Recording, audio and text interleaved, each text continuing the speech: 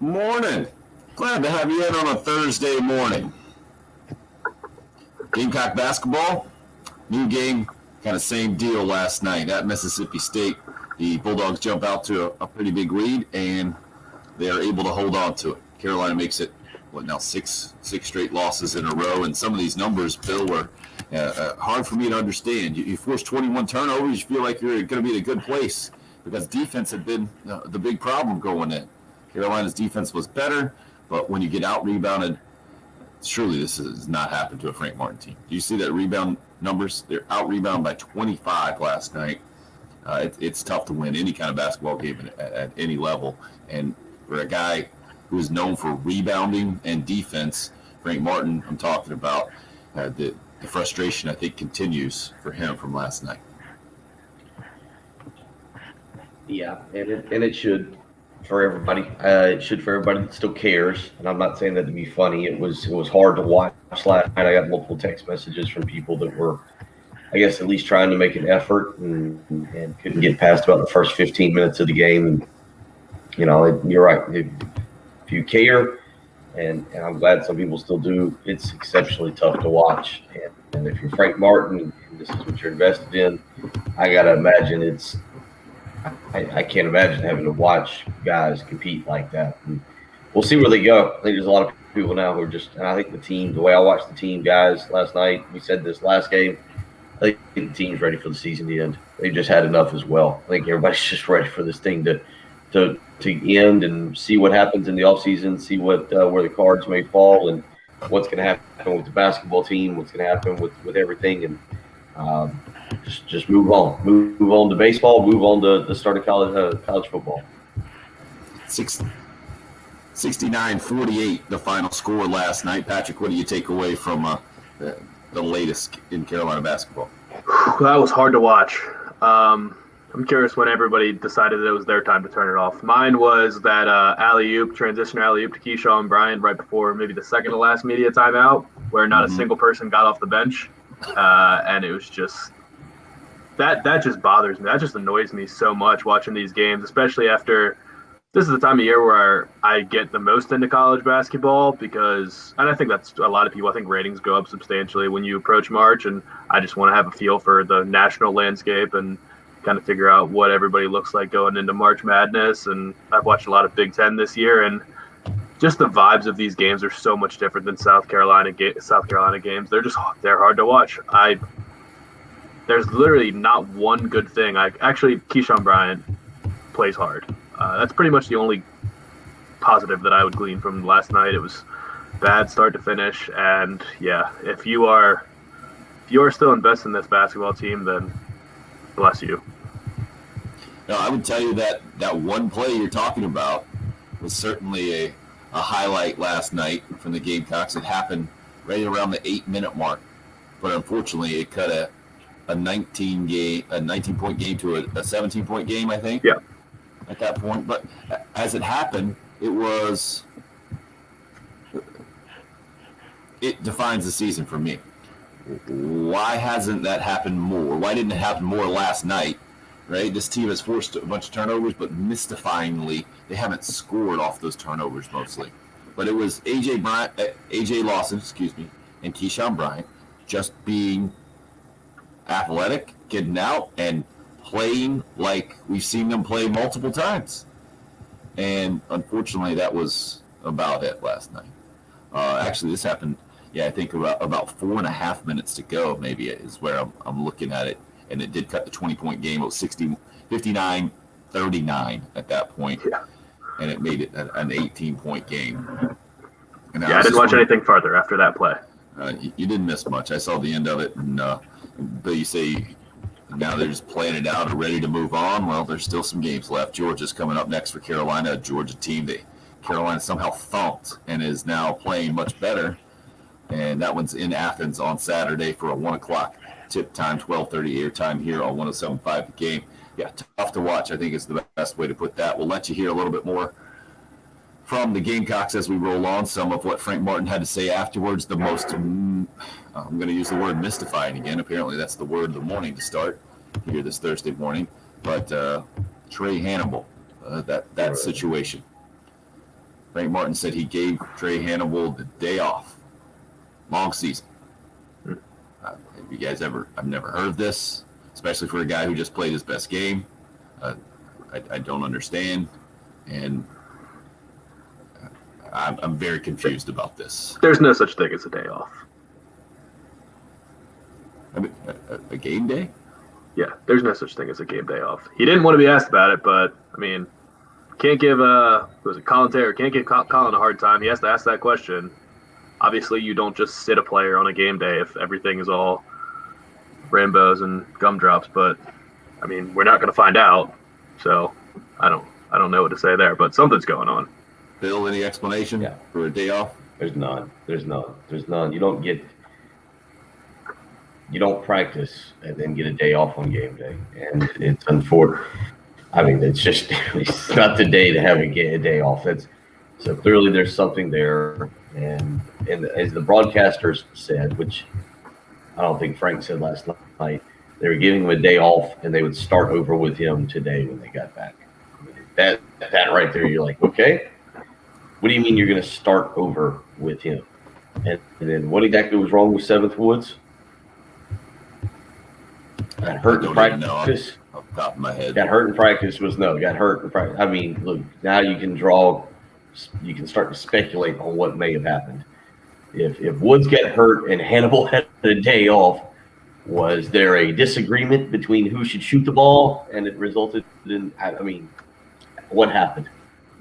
What is going on? That's where I went to when. Come on, Bill. This team gets along. You know, they get along. When Seventh Woods gets injured in practice and one guy needs a day off, we've all played sports. You start to draw conclusions on what may have happened. And so, like you said, well, it's the difference between all getting along and still getting in a conflict with your teammate, and crossing the line. But I think it's, like I said, to me, I tried. I did laundry. I tried. Folded laundry and watched the game, and it's what was just more entertaining? Trying to match socks. What happens with socks when they go in the dryer is beyond me. Where they go to Sock World or wherever, I don't know. I figured it out in my dryer recently. We had a problem. We had a maintenance guy come over and he took off like the front panel, and there's a space in there. They're like, that's where they go. Socks. Yeah, down in like the front panel. We have to use a bag, put our socks in a bag, and dry them in a bag. So that the lint trap, is that what you're referring to there, Tim? Is it lint trap? Maybe. I don't know. I mean, it was like it's just the front panel of the whole dryer. You pull it off real quick, and then they're all there. They've been sitting to sock purgatory. Hey, I'll pass. Yeah, that I did to that. My house. That'll go over well. Yeah. Start making suggestions on that. See how your wife will need a day off, and you'll be out with an injury from a day of practice. We'll start over next day. We start over the next day. I did that. Then I got into, was it Rangers Flyers last night? I think that's where I went at like 9 at 8:45. I think it was Rangers Flyers. I really wasn't that invested in. It was hard. It's hard to be invested in basketball last night. Like, I'll give you an example, because normally this game last night would have jumped out at me and I would have been flipping back and forth. I didn't even catch that North Carolina. Did you see what North Carolina did? I didn't even know they scheduled this. Did you guys catch this? Yep. What they did last night? Only because Ray Williams was asked what he should tell Tar Heel fans, and he did not enjoy the question. Yeah. North Carolina last night, I guess within the last few days, had scheduled a bubble game, a makeup game with Marquette, just to get Marquette down to play. And Marquette's a quad 3 team right now, not having a good season. And Marquette beat them by 13, 83-70 last night. And the reason that's important is because like Gary Parrish and some of the national writers I was looking at on Twitter were like, why would you schedule this game? Quad 3 does you no good. If you lose, it's a bad loss. If you win, you're getting no credit for it. So But in years past, Steve Wojciechowski coming down from Marquette to play North Carolina, I'd be like, yeah, I'll check out a few minutes of that. I just stayed up for a few other games last night. Instead, no, I'm out. Basketball is tough, man. Even watching last night, Patrick, you mentioned they flashed up the graphic for the SEC basketball tournament. I was like, oh yeah, it's like 2 weeks from today. It should be 2 weeks from today. And even basketball tournaments right now, I'm having a hard time getting motivated to come home and watch and enjoy the evening. From the SEC perspective, it was the team at the top going down last night in Alabama, Arkansas handling them and giving them their second conference loss. Arkansas has just 4 conference losses. I'm checking out the standings now. So now, did you hear they said on the broadcast that was the first top 25 matchup in Fayetteville in like over 20 years? Between those two teams, surely. No, I think they said it was the first top 25 matchup in Fayetteville in 20 years. Since 99 or something. They said that during the South Carolina game. That makes zero sense to me. I'll double check that there. Arkansas hasn't been good in the last 20 years compared to what they were before, but certainly they've been ranked when Kentucky's been in town. That's why everybody was shocked. That's why I thought it was such a shocking thing to hear. Okay, we'll double check that for you. So as you were paying, I'll give that. I'll go with Patrick some credit on this one, just because I feel like Patrick was paying far more attention to the basketball game than 90% of the people out there right now. Trying to 95%. LSU, Florida, right behind Arkansas in the standings now with 5 conference losses, and then it's Tennessee with 6. Ole Miss, just the only other team above 500 in conference play right now, sitting at 8-7. Even Missouri, Kentucky has now pulled to within 500 pulled at 500 in conference play, and then Mississippi State improved to 7-8 last night in conference play with the win. And Georgia sits at 7-9, the Gamecocks' next opponent. We won't talk basketball all show long for sure. We'll get going in more of the baseball direction, like you mentioned a little earlier, Bill, especially with Carolina Clemson sitting right in front of us this weekend. I'll give you a weather update on that and what we think might happen, maybe a little Gamecock recruiting football news as we roll on this morning as well. The latest Tiger Woods news that I saw was that I guess one specific part of his injury does deal with like the weight shift there. It's something at the bottom of the right foot that could certainly be a problem if you're speculating on his golf future. But outside of that, I guess no charges are going to be filed. The investigation ended up coming to that conclusion yesterday. I saw, as well as just an accident is how the legal process will not move forward. I guess there will be no charges filed. No one-car accident for Tiger Woods, which he's still recovering and has the lower right leg. Had a long surgery and has a long road to recover. 803-404-6100 is the number into the program. We see you hitting us up on the Cool Care Heating and Air text line. John K. didn't even turn on the basketball. There are only a few players who care, he says. Chris hits us up at 4:47 this morning, says, "Morning, guys. Just here to say, wow, I'm glad it's baseball season. Please, let's not talk about that game very long this morning." You got it, Chris. You're listening to the early game here. Yes, Patrick? 1998, last time there was a ranked matchup at Bud Walton Arena.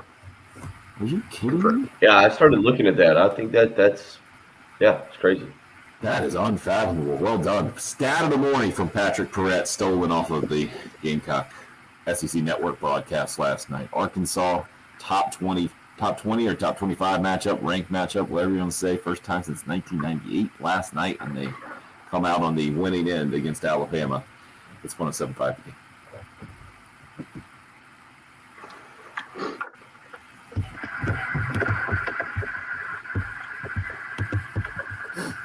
Yeah, I got it. The month of love.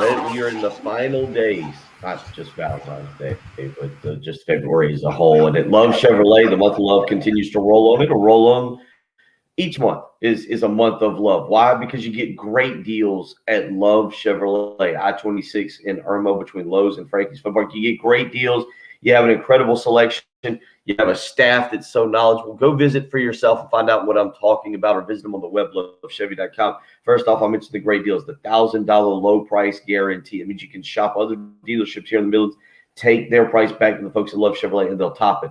I mentioned the great selection. You've heard me tell you recently about the incredible news, moving the the huge pre-owned lot over at Love Automotive and moving it over to Love Chevrolet. So now when you walk onto the lot at Love Chevrolet, whether it's new or pre-owned, you're guaranteed to find the car or truck you've been looking for. And that sales staff, those great folks from Love Automotive, they've moved on over as well. They joined what was already a fantastic sales staff at Love Chevrolet. So when you speak with them, when they tell you about the car or truck you're purchasing, you will feel comfortable with your purchase. Don't wait around. Go visit Love Chevrolet yourself and find out why they are the Midland's #1 Chevy dealer with the largest selection, the best prices, and the best sales staff of anybody around. Love Chevrolet, I-26 in Harbison between Lowe's and Frankie's Fun Park, or on the web, lovechevy.com. Get out to Love Chevrolet and find new roads.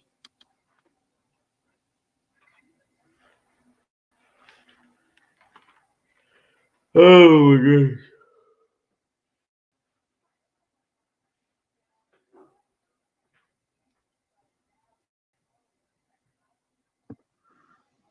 So what else can we talk about this morning? Big Don't worry, Patrick. Don't worry. It's going to be a big baseball day tomorrow. Assuming it's not raining, right? Well, yeah. Did you see the Auburn baseball score from yesterday? No. It's a good one. Bad. They won 33-0. Who did play? Alabama State. Alabama A&M. Sir, They scored more runs through, I think it was 7 innings than South Carolina had in the first half of basketball. Was it State or A&M? It was I'm pretty positive it was State. We all know. Let me double check. No, Alabama A&M. I was right. My apologies to Alabama State. Alabama A&M. What is going on in the computer in our studio right now? I don't know. Good question. You see the picture Jen posted? Yeah, but I can't. What was it? You understand it better than I do. Well, those green spaces should all be easy to read, just like at the early game into stop set one. Uh-huh. I don't understand how that would happen. That's wild.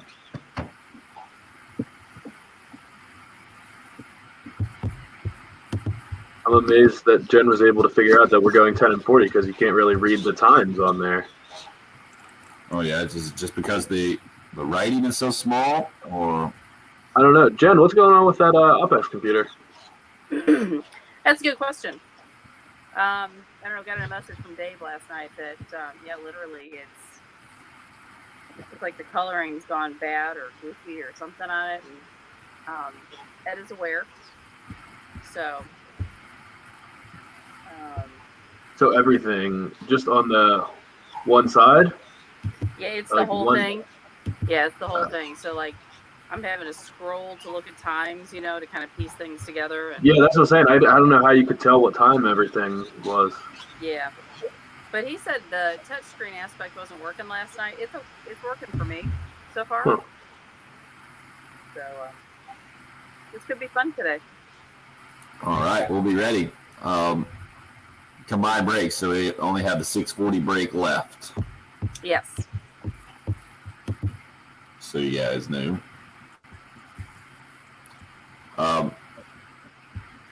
Jen, can we play some of that Frank Martin sound that Dave cut coming back? You're just gonna get on my last nerve today, aren't you? I sure am. Yeah, no, what you want to hear? Starting on your last nerve. Yeah, he's got, 84 through 88? Yeah, let's do number 88, please. Okay. Yeah, Frank doesn't sound happy. I'm just so surprised. Looks like Brisbane, Australia is going to host the 2032 Olympics. Really? It sounds like a couple of remote shows. Yeah, I'll be 37. Good. Guess I should probably book a room for my kids too. There you see. Love it. All right. Unbelievable. This guy's a planner. 30. I'll be 37. I hope that I have a family by then. Is it Brisbane or Brisbane? I think it's actually said Brisbane. I thought it was Brisbane. That should be confirmation that it's Brisbane. Yeah, I think I was right. Yeah.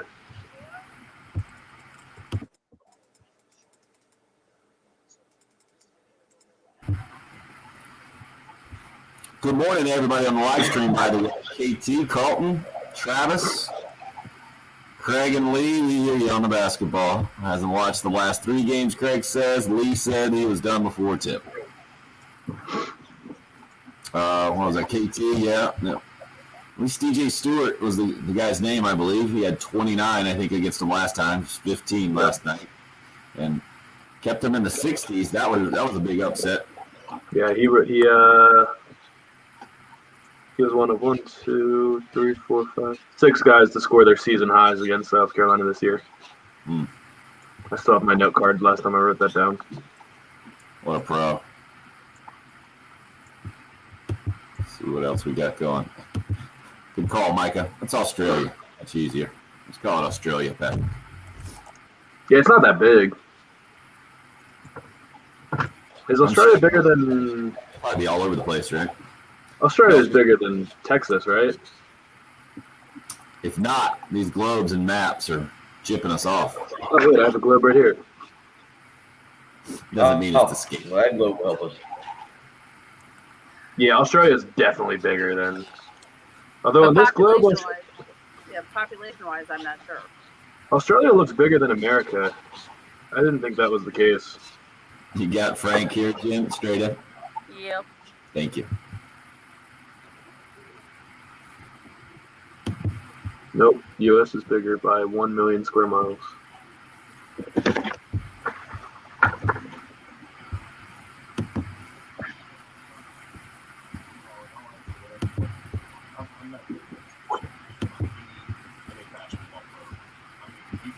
I've been here 9 years. You guys know better than that. I'm not speaking about my private relationship with players. It's been a really, really hard year for everybody. Forget winning or losing for everybody. I give them a day off. Frank Martin last night. That's Colin Taylor from Gamecock Central asking a follow-up question that is only logical to ask. When was he the leading scorer the game before? No, I guess A.J. Lawson had hit his, 4th in a row and 20 points against Missouri, but he was the tied for the second leading scorer in the last game. 6 out of 6 from the floor, played more than half the minutes against Missouri. Trey Hannibal, best game of the season. And then the explanation is he gets the day off in the next game. And Tyler wasn't asking about any kind of private relationship, nothing. He was just asking why he wasn't on the floor.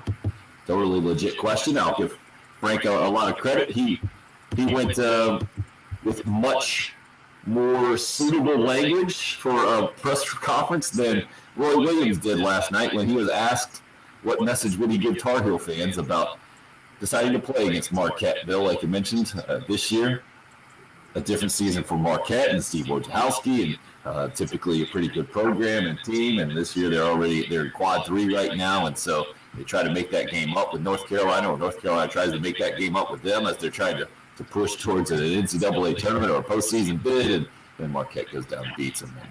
And Roy Williams went off a little bit at the end of his press conference last night. I think we would play it for you. We'd have to throw a few bleeps in there and just know that he was not happy. He says you can't operate in hindsight, and North Carolina fans are smart enough to know that.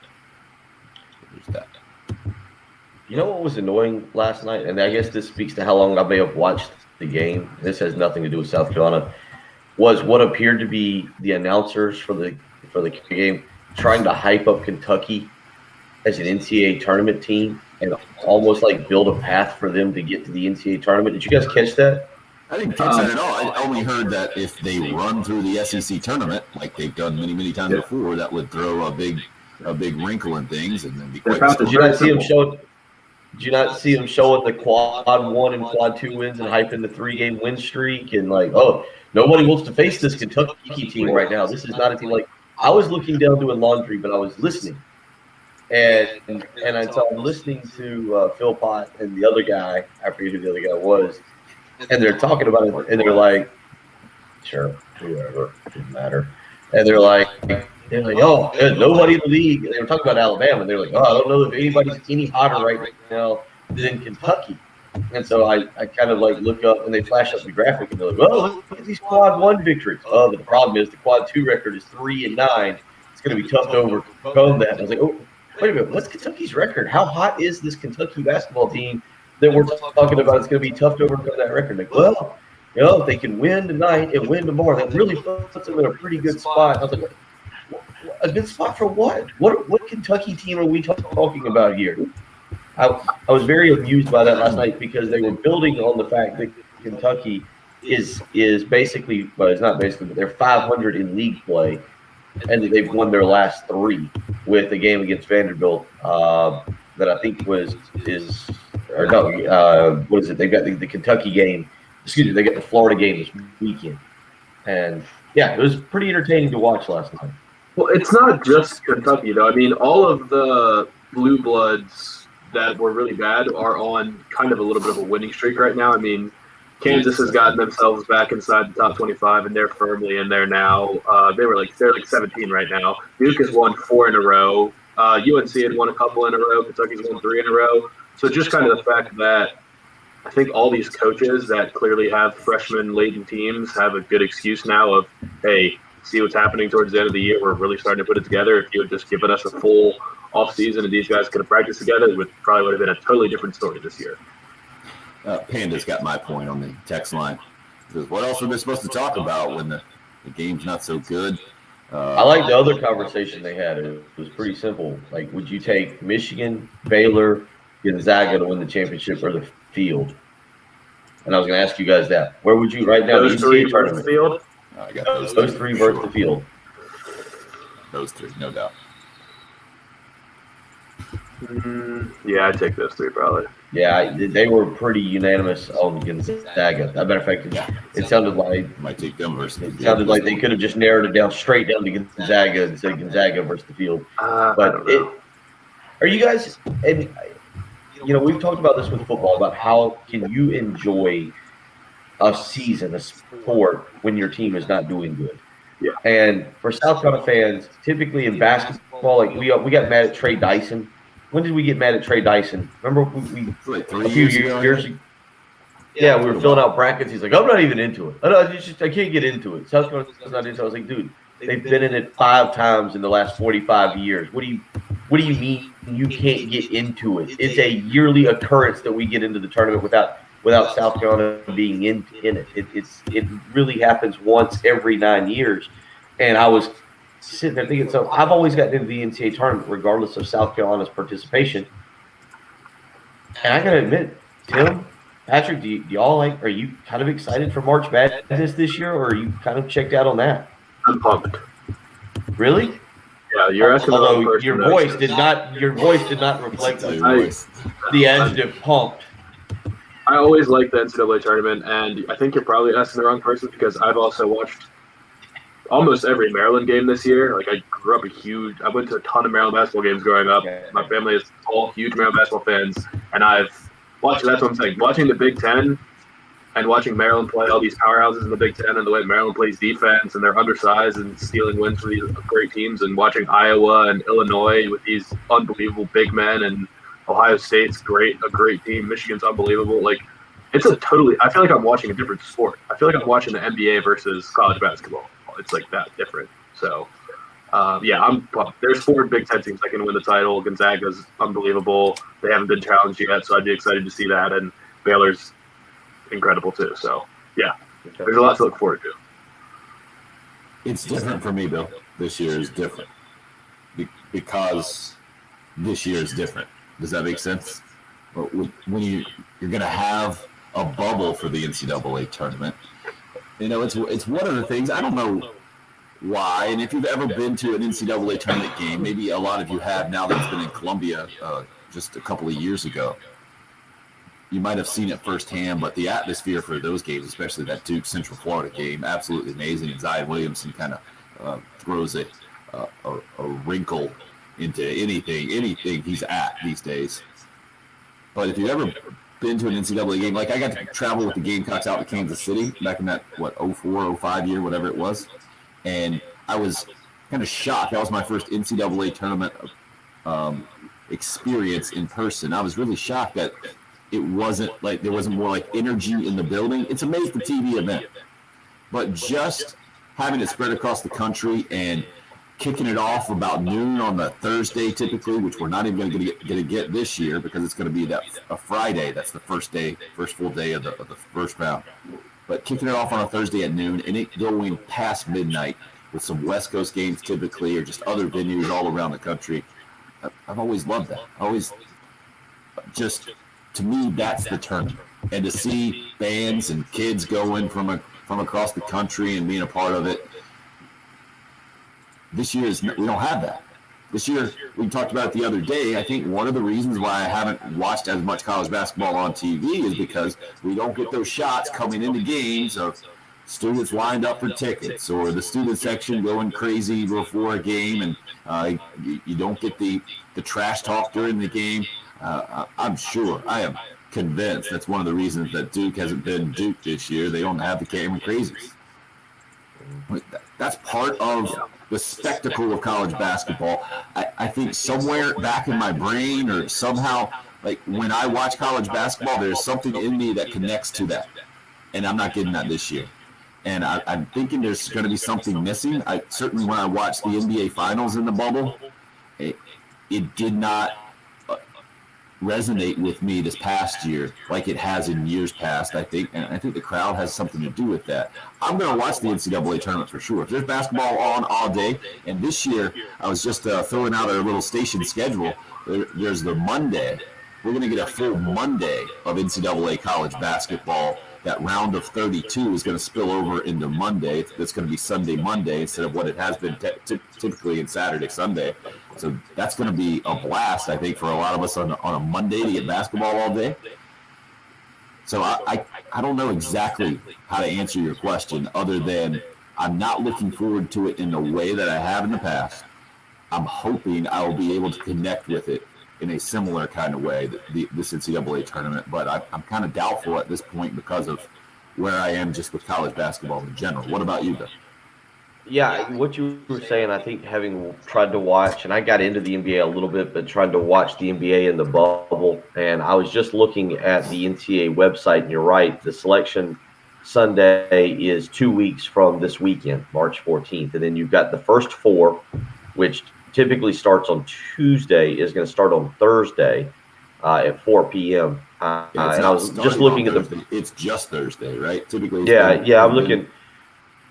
Has it been? It's been 2 nights before, right? Haven't they played one game each night, Tuesday, Wednesday? I think that's how it's been before. Yep. I'm sitting here looking at the break. I mean, it's got the NCAA. The NCAA just 2 days ago released everything that's going to happen. Excuse me. So the first round will start at 12 p.m. on Friday, and will be Friday and Saturday. That'll be the first round. The second round will be Sunday and Monday.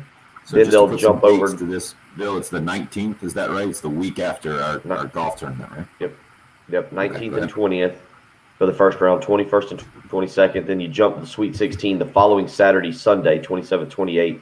The Elite 8 will be the 29th and 30th. So you'll have basketball Monday and Tuesday of that week, and then I believe it's Easter weekend. I believe my calendar is right on that. The Final Four will take place April 3rd, that's Saturday, and then the championship game will be normal 9 p.m. Thank you, NCAA, for the 9 p.m. tip-off.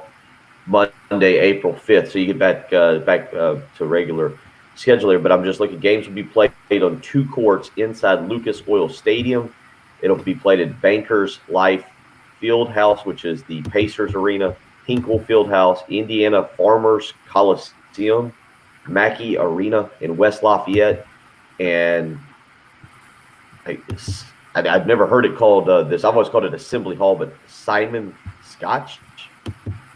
Jen, am I close on that? SKJODT? Does that seem right? Neither have I. Simon Scotch Assembly. It sounds like a drink that I make on Saturday mornings. Yeah, Simon Scotch. I see. Yeah, I got to get going early around here. Assembly Hall in Bloomington. So it's not going to be the same. It's just nobody's arguing that it's going to be as good as tournaments of past, but it's still going to be appointment television, and there's going to be a lot of great teams. And this is why the Duke UNC game this year was almost a low point for me, watching that and seeing it be actually a great game that came down to the final possession, but just nobody in the crowd, and it was just absolutely not the same. And Duke lost on a turning the ball over in the last possession. And I would bet anything at the way that game played out, Duke would have won the game if there were fans there. It just was that type of game, and the Cameron Crazies are worth a couple points, so I'm sure that would have been different.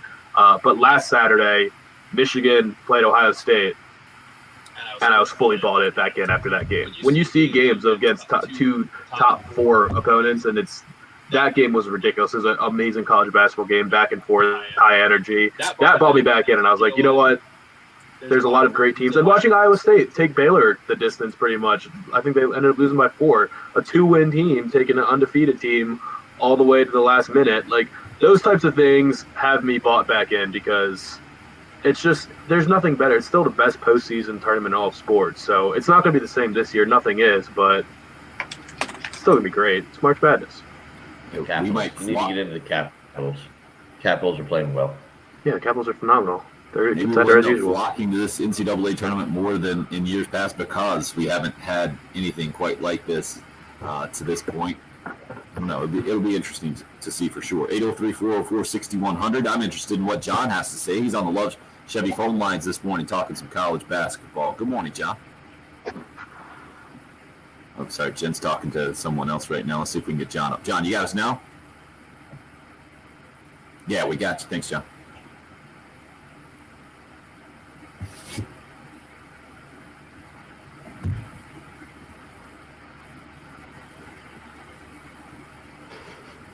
Thank you.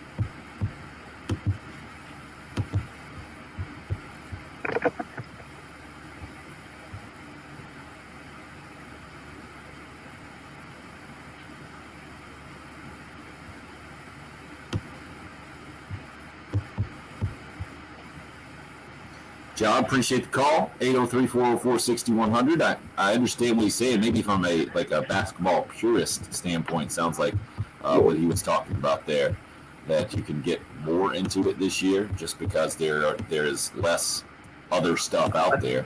I think it's more of a I think it's also when you look at the teams that are really going to contend, obviously Jalen Suggs is going to be a one-and-doner for Gonzaga. He's incredible.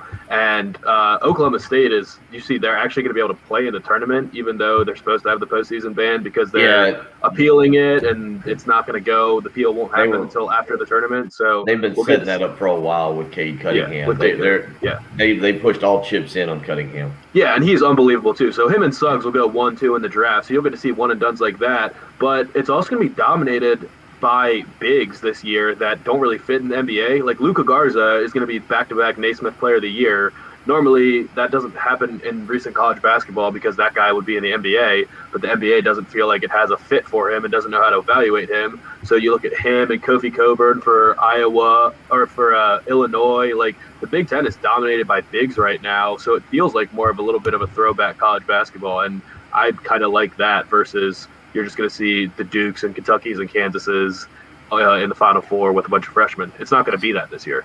It's going to be, I do agree with you there. It's going to be a different NCAA basketball tournament when you talk about the name brand teams. Maybe Kansas can make a run, but you're right. When you're going to have Gonzaga and Baylor as your top two teams, Michigan will be right there with them. Michigan's really good. You're going to have Ohio State as a team that Baylor plays one freshman. Like, Yeah, I mean it's different. Just to give you the top 10, if you're wondering, you're probably not paying attention. Your top 10 in college basketball, the AP top 25 this week: Gonzaga, Baylor, Michigan, Ohio State, Illinois, Alabama, Oklahoma, Villanova, Iowa, and West Virginia. None of your typical blue bloods, typical old school blue bloods. Villanova certainly has been very good the last few years. Gonzaga, we've gotten accustomed to, but yeah, I think it's going to be. I do think from that standpoint of brand new names, it's going to be a lot of fun to watch. Rodney hits us up on the YouTube live stream. Morning, guys. What happened to the big man USC picked up in January? Why isn't he playing? Thanks. Trayvon Minott did get in last night. Did have a dunk. Finished with 2 points. Just played 5 minutes. Still, obviously, learning how to play. It was a rough night for the Carolina Bigs in general, where you saw Jalen McCrary not get much more playing time than Minott. He only played 6 minutes, didn't score, got 1 rebound. Wildens Levesque played 24 minutes. Try to see it. 3 fouls, so it wasn't a massive foul trouble kind of night for him. 3.6 rebounds. And Nathan Nelson also in the starting lineup, having to defend down low and scored 5 points. Did not get a rebound. Rough night for Carolina with a 21-point loss, a 6-game losing streak. I saw the stat where that is the longest in the Frank Martin era. It was the longest in the Darren Horn era. I guess not since Dave Odom have a Gamecock basketball team lost more than 6 in a row. And that one happening during a down year in the Dave Odom era. Tough time to be a Gamecock basketball fan. Fortunately, there's Carolina baseball. We'll talk more about that. The Clemson series coming up this weekend, and Carolina goes into it 4-0 and riding a power surge for sure after what they did the other night against Winthrop. You'll listen to the early game here on 107.5 The Game.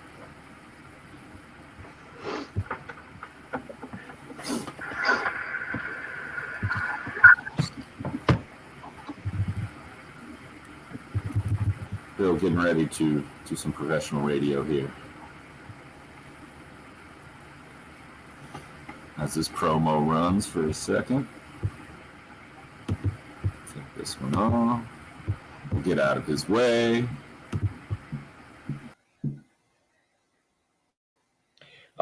Life, weekend, turning the calendar, all the fun things now that when we start talking about March Madness, a little bit of, what is it, turning the clock back? Is that right? We spring forward. That's how I have to remember it. Whatever it is, life continues to move on. And one of the important things about life is getting a great night of sleep. It's vital to your health, to your well-being, your mental well-being. Getting a great night of sleep is something that you need to place an extreme amount of value in. And with a sleep number bed, you're going to get a phenomenal night. I use a sleep number bed, and it helps tremendously getting up at 5:45 each and every morning, doing a sports radio show, going through the day, dealing with kids, dealing with family members. Trust me, if you've met my family, you understand exactly what I'm talking about. Don't wait around. Make the switch to sleep number today. I put my sleep number setting on 60, by the way. Work out for a great night of sleep. Right now, you can discover the Sleep Number 360 Smart Bed for proven quality sleep. Don't miss the final days to save 50% on a limited edition smart bed plus special financing,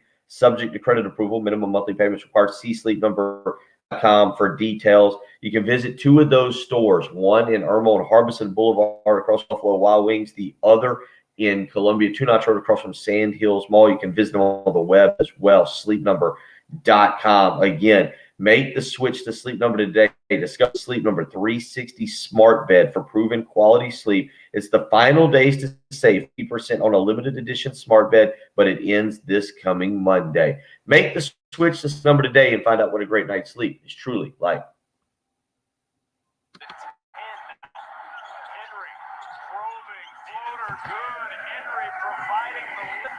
Michigan State needed it most. We got you up there. What?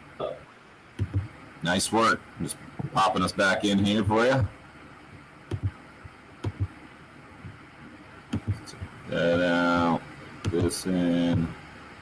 Oh, I do remember that, Mike. That was that one. And did anybody else always got? I think it was Pizza Hut who had the basketballs, the commemorative rubber basketballs with the city and the kind of that year's logo on it. You go get the pizza and you get a basketball. Oh, over under. Interesting. Let's see. Yeah, I remember that. Those are classic, man. I mean, I hate that those basketballs were so they always have kind of different graphics and design. That was always a really cool thing my dad would get me. The first pack, there's a pack drop today in Top Shot. Oh yeah. Uh-oh. You I'm getting gonna wake up. I'm gonna try to. It's $100. Wow. All right. What happened to your $28 for the end of the month? Got paid. But I mean, yeah. He took out a loan. I get paid at midnight, so I can put it on my credit card. It'll be okay. Or I'll just turn around and sell them right away and make money off it.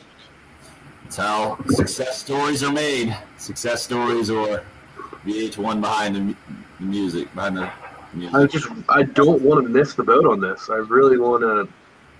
I missed all of the stock fun. Stressing me out. I'm missing all the get rich quick schemes because I need something. I hear you.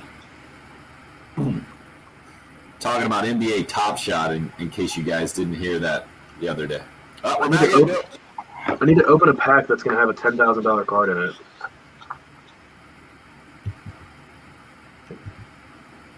The guy on Twitter, the basketball guy, Oliver Maroney. Never mind, Bill. False alarm. Huh?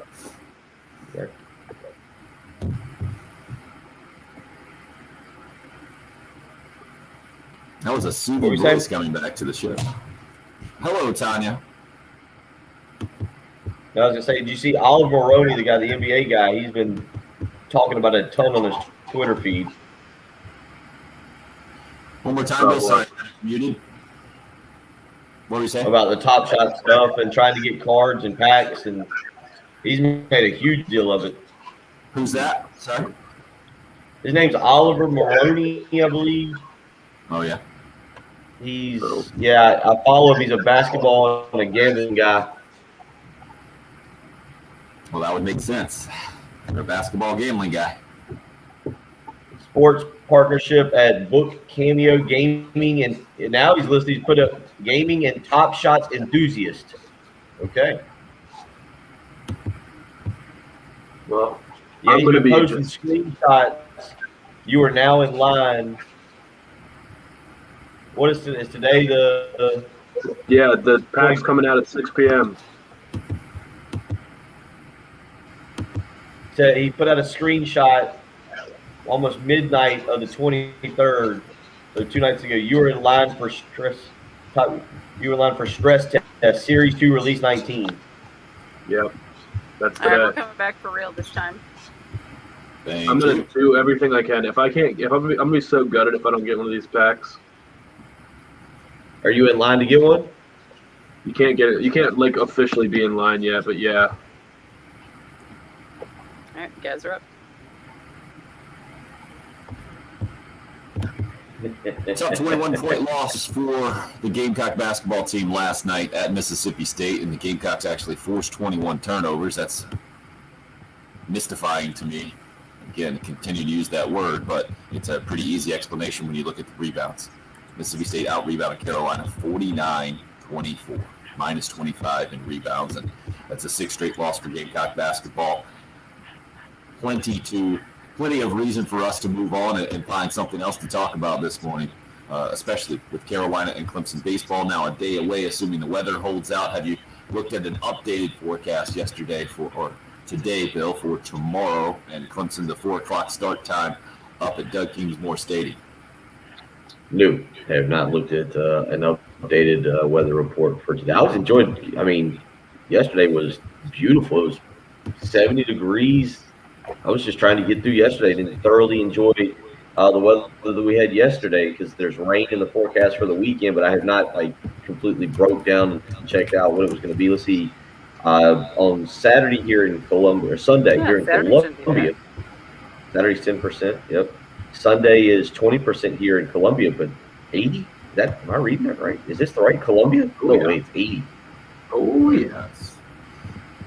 Just for clarity's sake, so the Friday game of this series is in Clemson, the Saturday game in Greenville, and Sunday game back in Columbia. I'm looking at Clemson The forecast on Friday is a high of 50, where today it's 71. Tomorrow, just brutal. High of 50 and a 97% chance of rain. I give this weather app some credit that I'm looking at. I've never heard of a 97% chance of rain. That sounds awfully technical. Accurate. I'm buying it. They sold me on that one. You notice how it's usually round numbers, right? Isn't it always round? I thought it was always round numbers. Like I don't buy it. More specificity makes it sound official. It reminds me of that ESPN projector where it says if you get up to a 7-0 lead in football, then you have like a 78% chance of winning, and it's never accurate. Boy, Patrick, it took us almost the entire first hour to get a bitter take out of you. It happened. I think he's just riding high. His optimism about NBA Top Shot and a get rich I might quick. be really bitter tomorrow if I don't get. I think we have to like have a live stream of you finding out your place in line. The way I'm reading this, it's not going to go well. I feel like things will be thrown. Fine. These things turned into a Truman Show. Hour 2 coming up.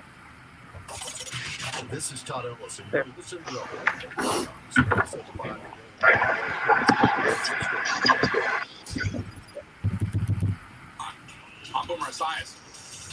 So how many did they actually release? 11,631. So when do you get in line? I don't understand how you get in line. I don't know. I'm looking at this guy's. He got a response that said you were in line now. This was from the other day. So mind you, this is old, but he said. So there was a different. It was probably a different pack drop. Yeah, it was. But it said you were in line for stress test series 2, release 19. When it is your turn, you will have 5 minutes to return to the pack page and complete your purchase. When it's your turn, it takes up to 1 minute to redirect you to complete your purchase. And then at the bottom of his, it says number of users in line ahead of you, 8,722. That seems like a lot. Yeah, I'm gonna wake up at 5 and hop on and try and see if I can get in line an hour early.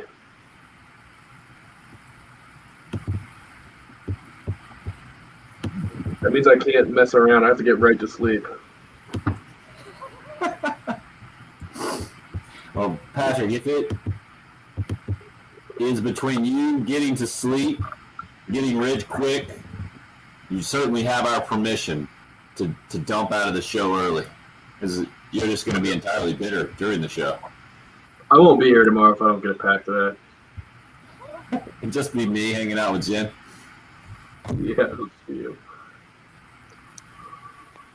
That's a fate worse than death. Yeah, I don't see any way they get in tomorrow's game. Looking at this forecast.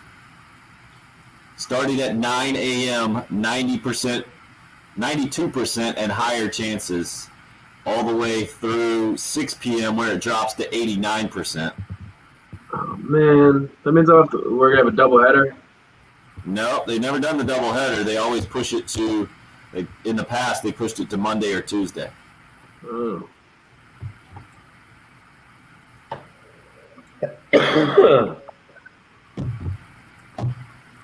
So I wonder what Heath has planned to do tomorrow. Yeah, I mean, they would presumably call it early so that, because the rain delay thing, when they have rain delays, they just play an old broadcast of an old game. Right, but if they call it early, they just won't do anything, right? Correct.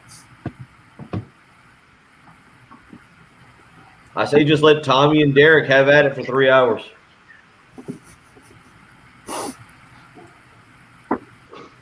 Yeah, I think where it gets tricky, and this is like for all you guys on the video stream, this is where you have the inside information. There were several complaints, as you would imagine. Anytime you switch during a game, people get ticked off. So the baseball game was on 107.5 until 7 o'clock Tuesday night. And at 7 o'clock, Carolina Calls with Don Staley came on. And by contract, we have to put that on 107.5 The Game, so the baseball games goes over to the AM. And so there are a lot of people not happy with that. Even have one guy say, if you're not going to broadcast the whole thing, don't broadcast it at all. Okay, that's an interesting way of looking at it. Yeah. So, Bill, the issue then becomes, all right, if it's just a rain delay, they don't play the normal breaks, and then we're just basically having volunteer radio on the radio station. You know what I'm saying? Sounds good. So I think, sounds good. If you want to volunteer this morning, it sounds great. I won't remember. I'm out tomorrow. Oh, so you're good. It doesn't affect you. Gotcha. Yeah, that's why I say it sounds good. No volunteer radio for me. So I do that. I do volunteer radio every day.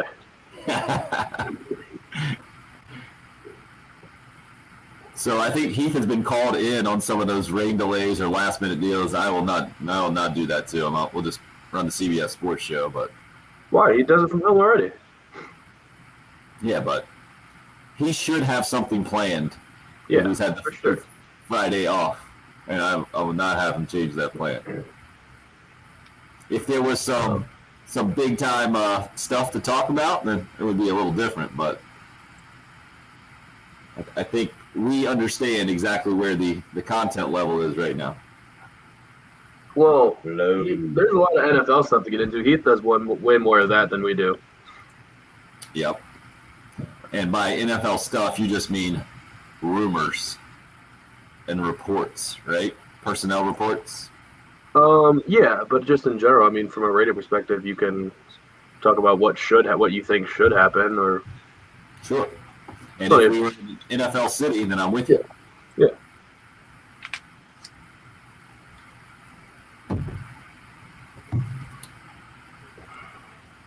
Do you guys see yards from scrimmage since 2018?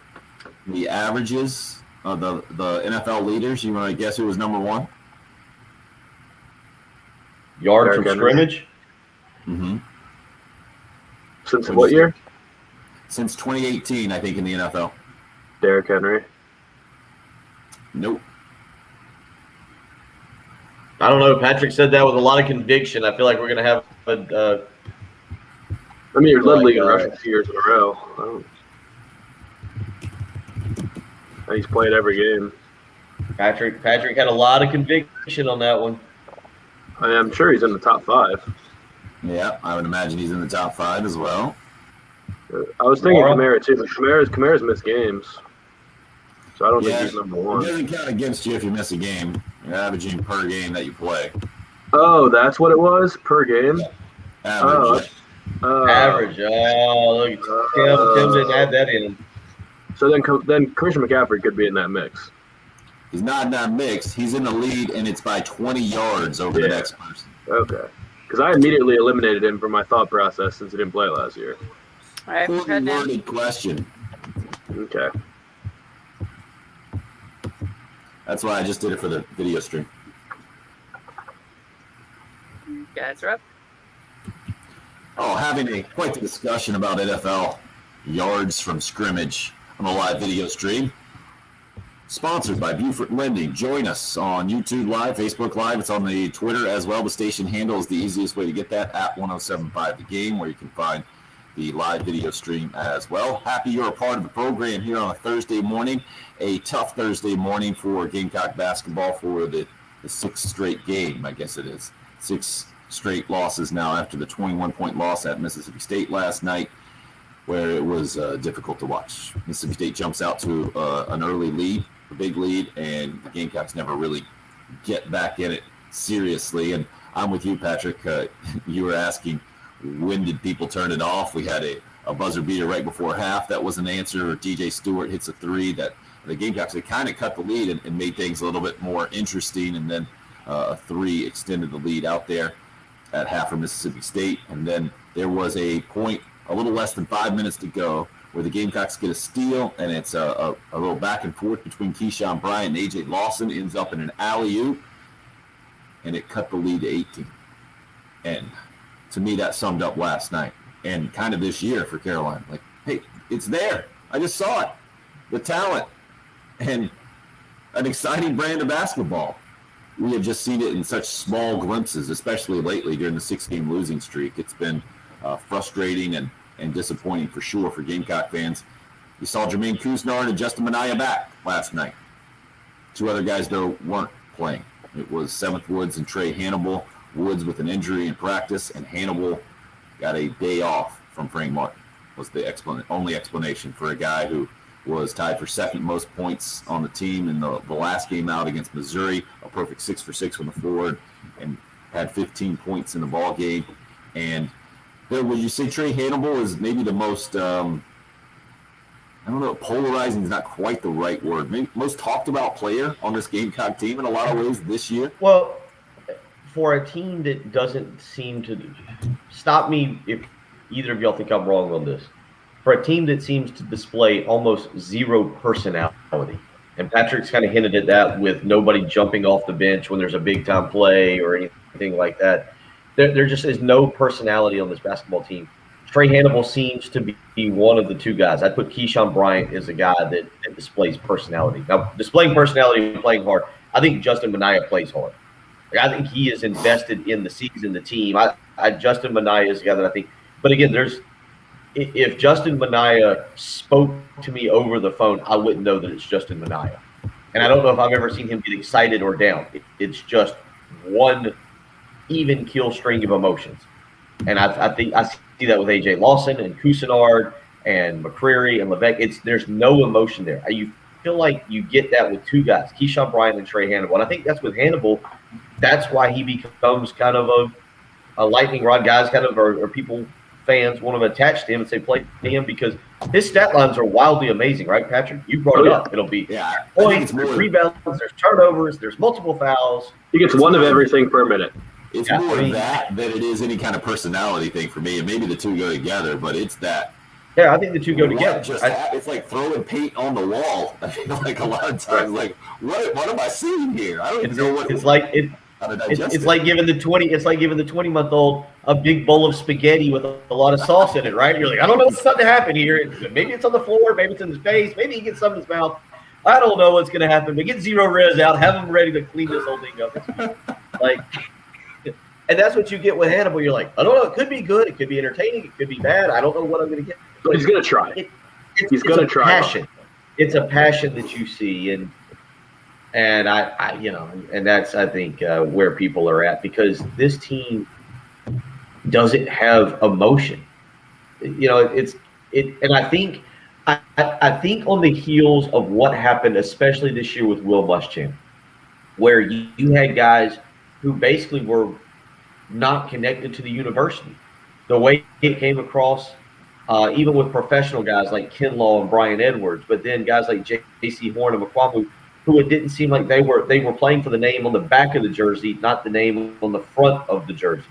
And there was no connection to this. Like, hey, you guys, this university is just a stepping stone for whatever my next goal is. I'm not here to really care about winning games or making this program, making fans proud of the program. I'm here for myself to get to the next level, and that's what I'm out to do. And when you watch emotionless players, I feel like that's what you get, and it probably is magnified again based on what just happened with the football team. Would you guys agree with that?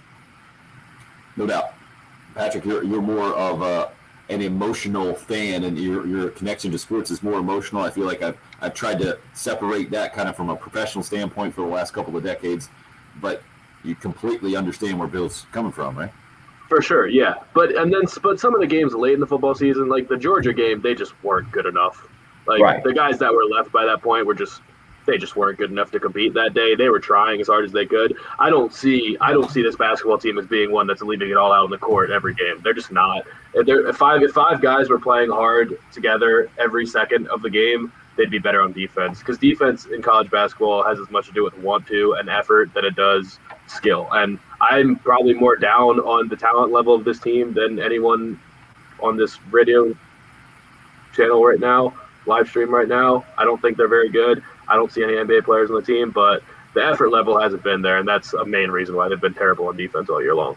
Well, the defense was better last night. 69 points from Mississippi State, 21 turnovers for Carolina. But if you want to go to the next step, the other stat in basketball that is all about effort is rebounding.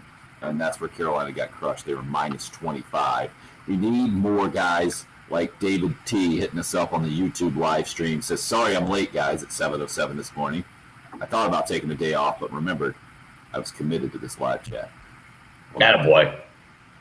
Bill, as you I'm were taking the ball off. You were making the analogy to football and Will Muschamp and not being connected to the university. You see it with opt-outs there. You saw it with a Duke talented player opting out at the end of the season as well. But I kind of expect that from one-and-done guys. To me, you don't expect it in college football where you're going to be with the team for 3 years. But I think it does make sense for a Nick Saban kind of disciple who refers to his football program as an organization, and the way that Will Muschamp ran things, and especially knowing his track record, he put it out there. He's loyal to the paycheck. And that has been, I think, refreshing for Gamecock fans to hear from Shane Beamer, the exact opposite approach of love the university, connected here from a family standpoint, and not afraid to embrace it from like the complete opposite angle. And probably understands he needs to embrace it from the complete opposite angle after what happened the last 4 years.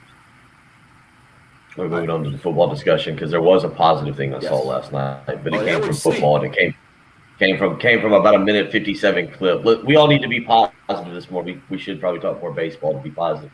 But did you guys see the video the Gamecock football put out last night of them working out underneath the lights? Probably happened, I guess, on Tuesday night. Did you see the video? Mm-hmm. I feel like there was one positive thing, and if you catch it, it's a very quick glimpse, and I think it should just make people feel a little bit better, because when Des Kitchings left, everybody's like, "Oh, there goes Marshawn Lloyd. He's probably off. Like, he's lost Thomas Brown. He's like anybody who Marshawn Lloyd associates with basically leaves this university at this point, right? Like, the poor kid who everybody he committed to is like just gone. McClendon, Muschamp, Thomas Brown, like everybody. Then he builds a relationship with Kitchings. But at the end of the clip, like Marshawn Lloyd is like bouncing back through the huddle, yelling and screaming, looks very excited to be working out at night. So I was like, oh, that's a good sign. Looks like he's very happy to be out there working out. But pretty good video from Gamecock football last night. That's kind of what you got to wrap your arms around right now and embrace, is the hope that baseball is about to just wear Clemson out up and down, I-26 and from Clemson to Greenville to Columbia. And then football will have a good spring practice and get going next year. So, because the basketball, I get it, and I get people are like, man, Chris has too much basketball talk. It's tough. It's tough because this team just doesn't even give you something to like have hope for. It is, Patrick, it's a good analogy. It's like the end of the football season when that team was just out there. They're just there, and you knew the result days before the game was about to take place. 803-404-6100 if you would like to weigh in. You mentioned Thomas Brown, the former running backs coach for the Gamecocks there, Bill. Moved on from Carolina to the Los Angeles Rams, and now has been named and been promoted. I think I saw last night, the assistant head coach, or just been given that title, associate head coach, assistant head coach, whatever you want to call that. And you mentioned it yesterday about Grady Brown, former Gamecock secondary coach, who kind of got pushed aside in the Steve Spurrier era. He's bounced around in football all over the place, and now is the secondary coach for the Pittsburgh Steelers relatively recently. So a couple of former Gamecock assistants doing well in the NFL for sure, and getting to the NFL in Grady Brown's case. And Des Kitchings, you mentioned also with the Atlanta Falcons making the jump up from running backs. Yeah. Patrick, how you feeling this morning? Do you need a pick-me-up? I got a pick-me-up for you. I need it. I need it. You need it? Yeah. All right. I need a breakdown. Ben Roethlisberger sticking with the Steelers for one more year. What does that do? Because I feel like this sets the Steelers back. I feel like is it time for the Steelers to break it down and rebuild, or is this the right play? It should be, but the Steelers are doomed. They're not good enough to make the playoffs, whether Ben's there or not. It's not in the Steelers' nature to blow it up and rebuild. They've never been bad. They've had continuity at the quarterback position and at the head coaching spot for the most part of their entire existence as an organization. So I don't know. They're gonna have to get Ben down to like a veteran minimum, do the Drew Brees deal, whatever they can do, because he's a $40 million cap hit right now. It's outrageous, and he was terrible last year, and he was just calling all the shots. His average depth of target was 3 yards last year. Like, you just can't win the way they played football last year. And they're already over the cap, so there's no way for them to improve. Their offensive line is terrible.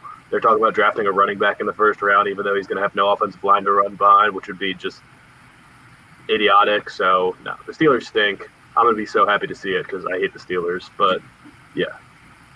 Are you guys – this blew my mind the other day, Tim. Absolutely blew my mind. Number one, do you guys know how old Roethlisberger is? He has a birthday March 2nd. He has a birthday next week. You know how old he is? 2004, which was 17 years. He's probably about 40. He's probably 30, turning 39 or 40. He'll be 39. He'll be 39. Do you know, can you name the other two mega quarterbacks in that draft? Yes. Don't do it yet, Patrick. Hold on. Let everybody else play along. Not everybody has their top 62 guys on the draft board right now. No, but I thought Patrick would have this easy. Tim, do you know the other two guys, the mega quarterbacks in that draft? I couldn't believe. I'm guessing one was Eli. Is that correct? Yeah. Yep, and the other guy is who Eli. You know Eli, you know the other one because they were traded for each other. It was Drew Brees. Is that right? No. What wasn't the trade? That was who the Giants replaced Drew Brees. Replaced Drew Brees. Yeah. It was Phillip Rivers. Is that right? Yeah. I couldn't believe that Roethlisberger's still out there going. And Manning's been retired, and you've got, or I guess Manning retired a year ago, but yeah, Phillip Rivers retiring now.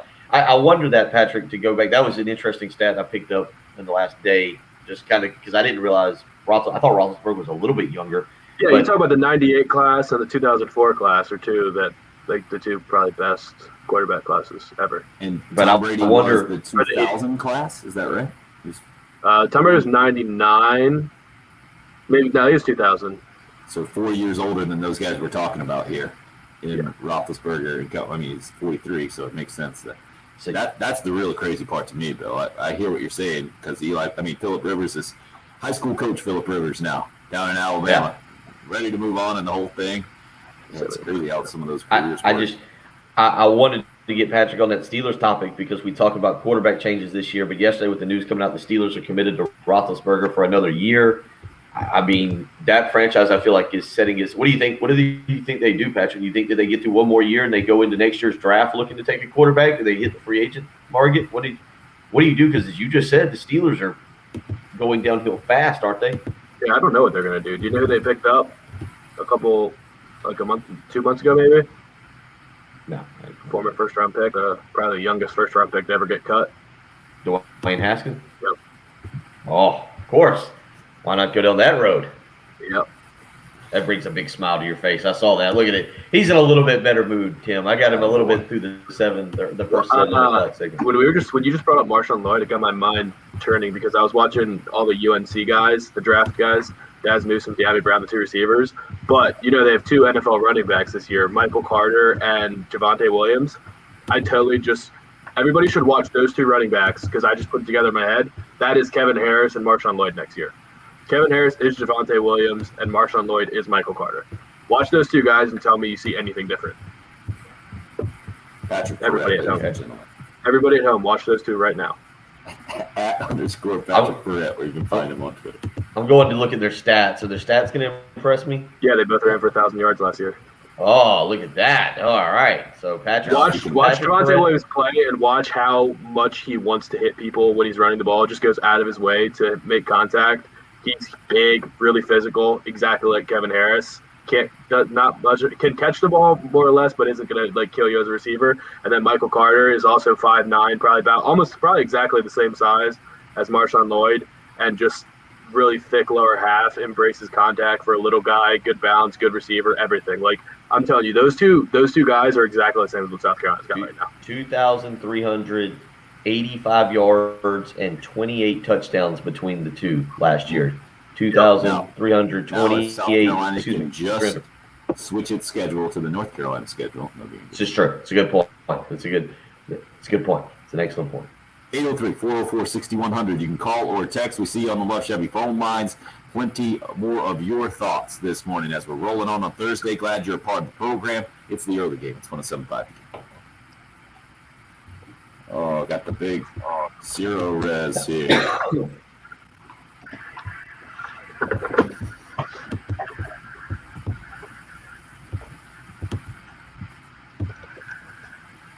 Professional help, that's what we need in my house these days. That's what a pandemic will do with 3 kids, one under the age of 1. Did get out on the baseball field last night with the 8 and 6-year-old, so that was fun. But that brings a new level of maintenance at the house, maybe is the best way to put that. You're bringing the old baseball cleats, you're getting things a little bit more dirty. We're going to try to do our best to keep all that mess down in the garage, but I'm sure some of it will travel up into the house, and that means it's about time to get zero res out to my house again. They've been out a couple of times already, done a great job cleaning my carpets, cleaning the area rug for me, and freshened up the tiles in both the bathroom and kitchen, and impressed my wife with the results. Not easy to do. Also, nothing for us to worry about when it comes to our kids on the floors. No harsh chemicals involved in the patented cleaning process that uses powered water that Zero Res employs there, or deploys. I'm not sure exactly which word you use there. I do know that there's no leftover soapy residue with Zero Res. That's why they have the name there. Also, that's kept my carpets cleaner longer. And do the same for you in your home or your business. The commercial cleaning division there, working day and night for Zero Res. Businesses all over the Midlands, making sure they're clean and sanitized for everyone's safety and following all the CDC guidelines in the process. And right now, they've got a great deal for you. 3 rooms of carpet cleaned, only $109 when you mention me, Tim Hill. Schedule that Zero Res cleaning today. Give them a call at 803-262-4020. Book online, ZeroResColumbia.com. It's Zero Res. Spell it backwards or forwards. It's the right way to clean.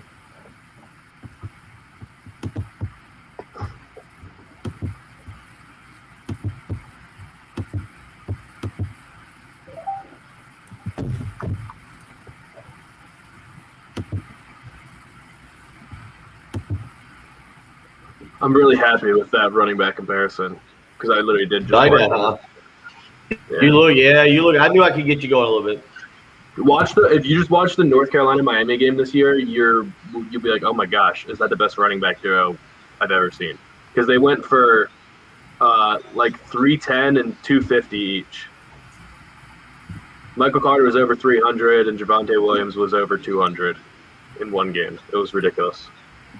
Jen, do you need us?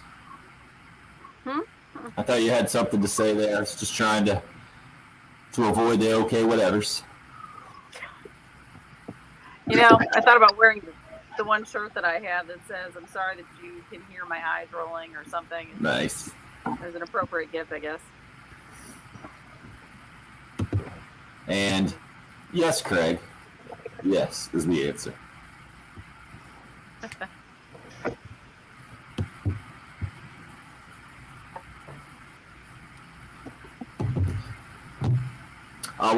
We play the Frank Martin, Trey Hannibal deal again coming back. Yes. I'll do a little liner beforehand, please. Okay. His zippy and friendly response to Colin Taylor. And we still have the caller. We do. Daniel. What does he want to know about Adam Prentice, or why does he want to bring him up? I'm not sure. Okay. Just like something that we should want to talk about. Of course, why not? Jen sent me the caller, Daniel, regarding Adam Prentice. Okay, should be interesting. I think this might be a simple, we have to tell him that not all football players get to stick around, even if they want to. Sorry, it didn't work out for him, kind of thing. This could be. Why didn't Adam Prentice get more carries last year? That's going to be his question. Patrick, why did you not include Prentice in your comparison? Yeah, where is he on your draft board? Actually, this could be a fun little game to figure out kind of what the content is. Right. He's right behind Colin Hill on my draft board. That seems unnecessary. Bill's gone all serious on us, it looks like. I'm doing social media promoting of the YouTube page to build the numbers. I've got the tweet out and I'm putting someone somewhere else. Boy, somebody wanted an update on the live chat there. That was Anonymous Raj, I believe. 421 last I checked. That was right after he yeah, that's what I'm doing.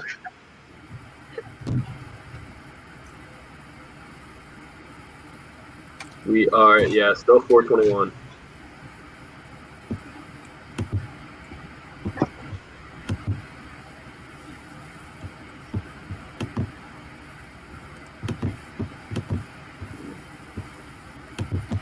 That's what I need to do. I'm trying to get to the old line.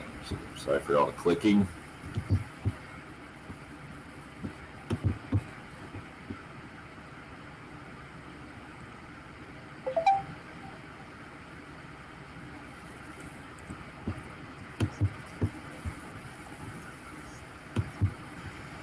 At some point, I'd like to bring up the nickname that I think is now been given to Wes Clark. Saw that. Apparently, he accepted it. He accepted it on Twitter last night. I saw the coronation ceremony. It was pretty beautiful.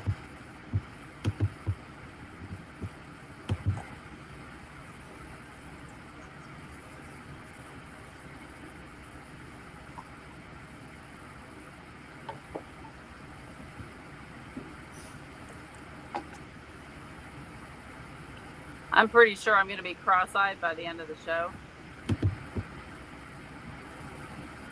What was that, Jen? Pretty sure I'm going to be cross-eyed by the end of the show. The screen.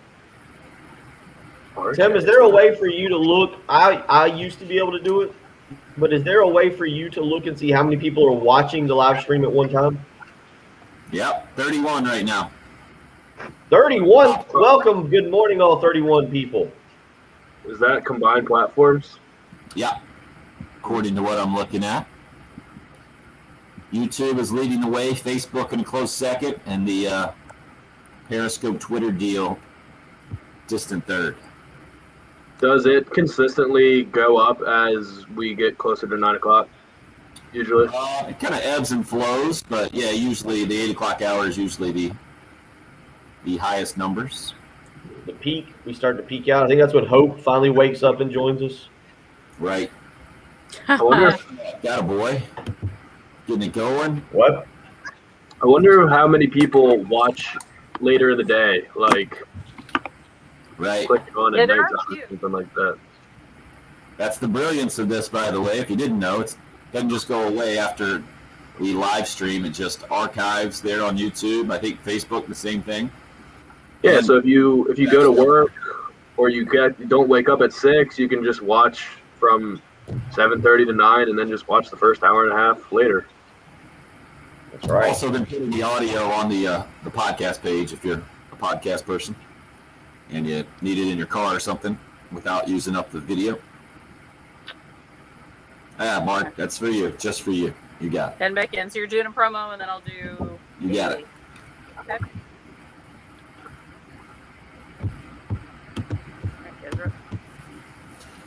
Love to have you tee it up with us. March 12th, Friday. The Friday before the NCAA basketball tournament starts. We're going to be out at Windermere Club for our spring golf tournament. Sponsored by Integrated Media. It's still your home, just smarter. IntegratedMediaInc.com. Going to have breakfast and lunch included out there. It's a 4-person captain's choice format, 10 a.m. tee time. Friday, March 12th. You can sign up as a team or as an individual. Just give Windermere a shout at 803-786-7888. You can sign up today.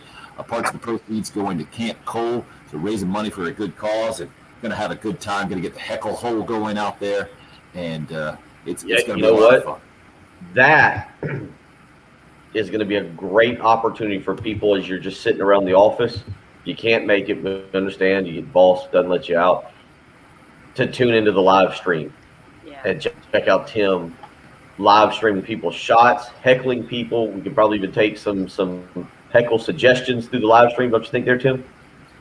This is where I question your technical acumen, Bill. We're going to have some internet flowing out there if we're going to do the live video stream as well. Might be difficult. Okay, so how do you think you're going to use? What are you going to run an internet cord all the way out to the box you're going to be using to broadcast from there? I mean, what do you?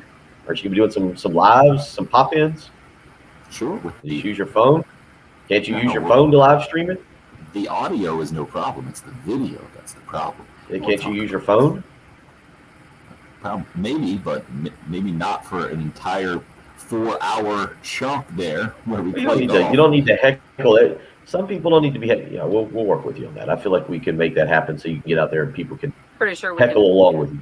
get a hotspot partner, to help us out with that. There you go. We just need to have some kind of power available. Or we can just straight up film them and then edit them together and just post it on YouTube. It's true too. See, look at us. Look at us doing. Yeah. Look at us working together during the show Because instead we of are going talking to to you work about together sport. after. Right. And by working together, you guys mean that it'll be up to me. Yeah, get in there. Here's some ideas. Have one. Go get them. Wanted to let you hear some of Frank Martin's post-game interview last night. Post-game media Zoom call. This is Colin Taylor from Gamecock Central asking the obvious question. Frank Martin, I think, might have said it in his opening comments that Trey Hannibal, he gave him the day off. Hannibal didn't miss from the floor in his previous game, tied for the second most points with 15, perfect 6 out of 6. And the explanation after the game was he got the day off, and that's why he did not travel with the team to Mississippi State. Here is the interaction after the 21-point loss for the Gamecocks last night. Yeah, Frank, you mentioned giving just Trey the day off. I'm just curious what went into that decision. What did you see in training practice before obviously deciding to get him in there? You guys want to talk about the guys that are here calling, I'll answer whatever question you want. I'm not getting into specifics about me and a basketball player on my team. I've been here 9 years. You guys know better than that. I'm not speaking about my private relationship with players. Right? It's been a really, really hard year for everybody. Forget winning and losing for everybody. I just give them a day off. I can't remember anything quite. I guess it does kind of remind me of the Steve Spurrier post-game press conference. What was that after? Was that after Wofford or Kentucky, where Jadeveon Clowney kind of just decided he wasn't going to play, and it was because of an injury, but he didn't really communicate it to his head coach, or certainly didn't communicate it to Spurrier's liking, and so Spurrier basically called him out after that game. And this was the game before they went to Arkansas and absolutely blew out Arkansas, I think, in that season. And Clowney came back, and it certainly didn't upset anything, or it wasn't a larger story than that. But it just reminds me of a strange situation where a coach doesn't have maybe a good explanation for a player not play. And this one, without an injury involved at all, we've never heard of a day off during the season, especially for a team that has been struggling with some depth recently. Fortunately for Carolina, they did have Jermaine Couisnard and Justin Minaya back, but that does not add up to, okay, now you just give some guys a day off. We get it. It's been a hard season for sure, and it's especially for Frank and his personal health issues, the team with their health issues with COVID. But I don't think anybody blames Colin Taylor from Gamecock Central for asking that question. Nobody was looking for personal details. I think Gamecock fans were just looking for a logical explanation for why. What did we call him earlier? Not polarizing, but the most talked about player on the roster, certainly one of them. I think he might be the most liked. The easiest to like and then the easiest to shake your head at? Is that the best way to put Trey Hannibal? Certainly the most energetic guy that is on this team. By far, most energetic. And Patrick, you said when he comes in the game, instantly he's going to fill up the stat sheet. Good and bad, a lot of times. But it's just mystifying. I'm going to keep saying the word. I've said it all 90 minutes of this show. It's hard to understand. I get it that you want to keep some things in house. Well, I guess that's kind of Frank's way of telling us he's not going to tell you why that Trey Hannibal didn't play last night. Well, it's been a long season problem. I agree. AJ Lawson is playing a lot of minutes. Does that mean he needs a day off against Georgia? I don't like. I understand, like you said, not wanting to discuss it. I feel like the simple answer is like, look, yeah, it's something between Trey and I. I'm not going to discuss it publicly right now. We'll discuss it at a later time. Or we'll deal with it internally, and we'll get back to you. It's one of those answers. The day off thing, I think it bothers everybody just because it is a game. Your goal is to win the game, and right now Hannibal's erratic, but he brings energy to plays hard. That too. Like that's the bottom line for me. We're not dumb. We obviously know you don't just give a player a day off on game day. We know something happened, so don't treat us like we're dumb. Just tell us. something happened that I'm not going to talk to you about. You're within your rights to ask the question, and I'm within my rights to not tell you the answer. Anonymous texter just hits us up. It could have been a family issue. No big deal for fans. And just say, I mean, we hear coaches do this all the time. It happens all the time. Yep. But this goes back to that Will Muschamp issue with the communication or the lack thereof of between fans and coaches, or the program and the people who support the program, and how that can be so frustrating on the outside looking in. And again, certainly this is not an example, and we see this in professional sports mostly, of over-eager reporters crossing a line and getting too nosy or wanting to know too much information or infiltrating the team with their sources and all. That's not that at all. It's just, okay, what's the explanation here? That's all. And you don't want to give the explanation?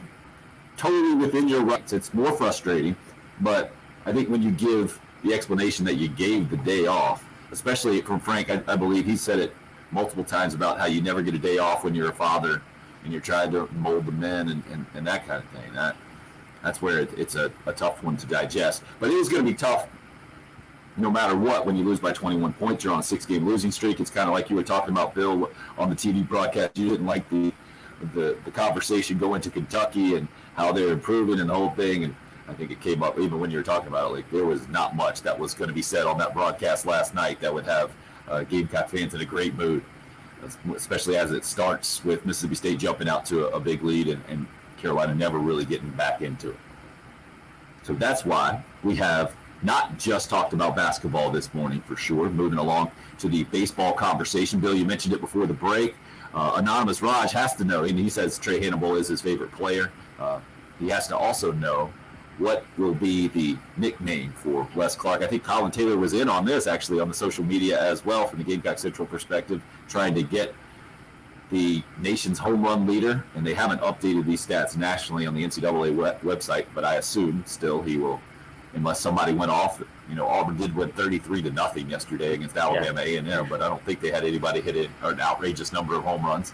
But I assume he's still leading the country in home runs with 6 through 4 games, and Carolina with 14 through 4 games, I think, right up there, if not leading the country still. But the Biltmore came up on our show as a possible nickname. It looks like that one has now been trumped, right, from what you've seen on social media, Bill? It's the way it looks. I like the nickname. I like what we're going to get to here. But I was a little surprised that this was the direction he decided to go. But I'm a fan of it.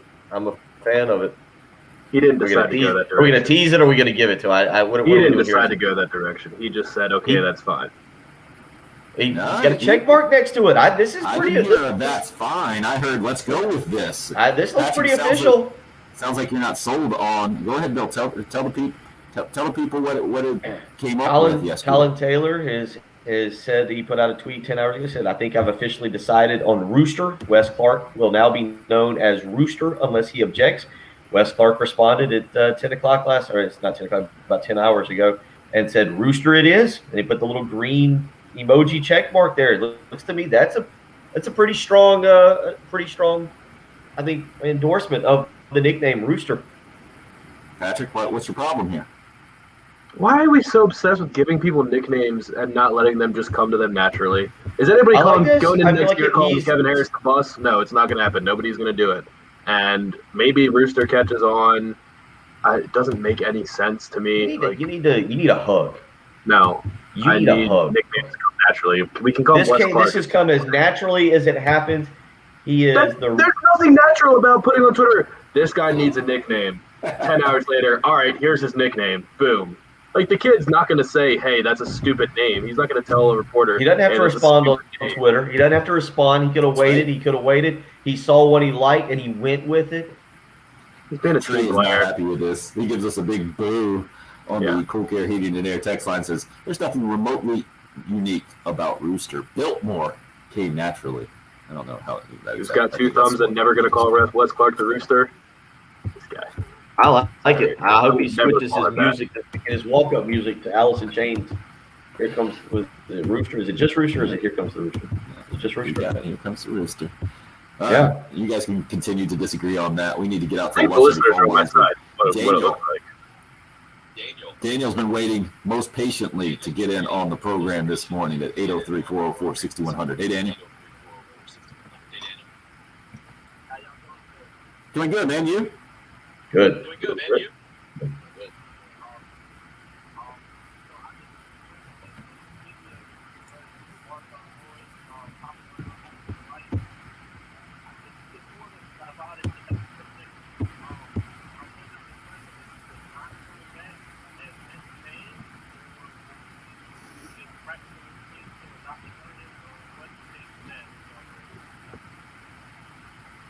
So, Daniel, you said you saw Adam Prentice in that video. Bill, did you see that?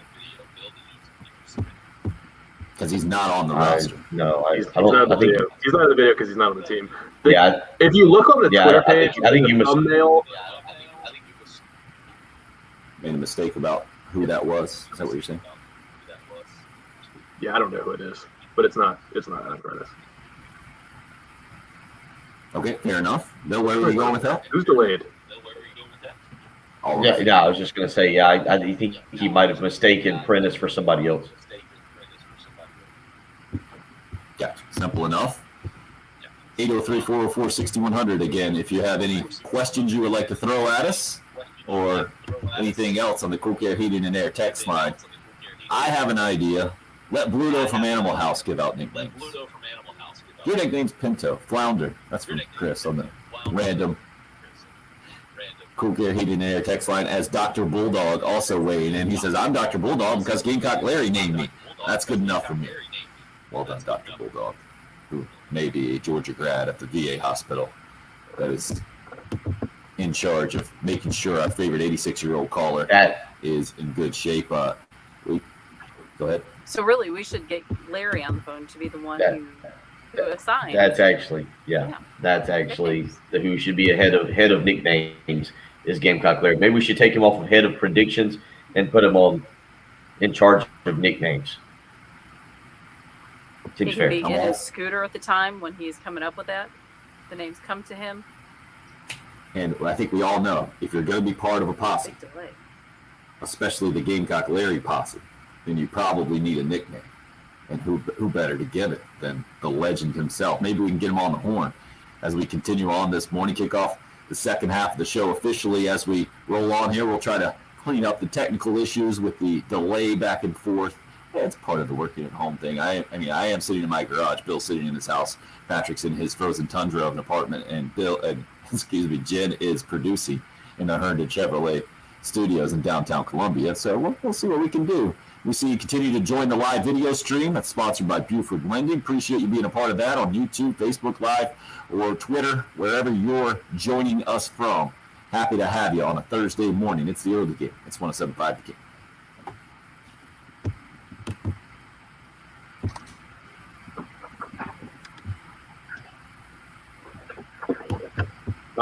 That was weird. I'm resetting my unit right now. Chad says, is Gamecock Larry subscribed? Who is delayed? I don't know, but I'm resetting mine right now because that was bad. I just stopped talking. At first I thought it was me, but then I could hear Jen in real time with her voice. Well, I've seen you guys on the video stream starting to talk before I've heard you multiple times. So does that mean I'm on a delay or you're on a delay?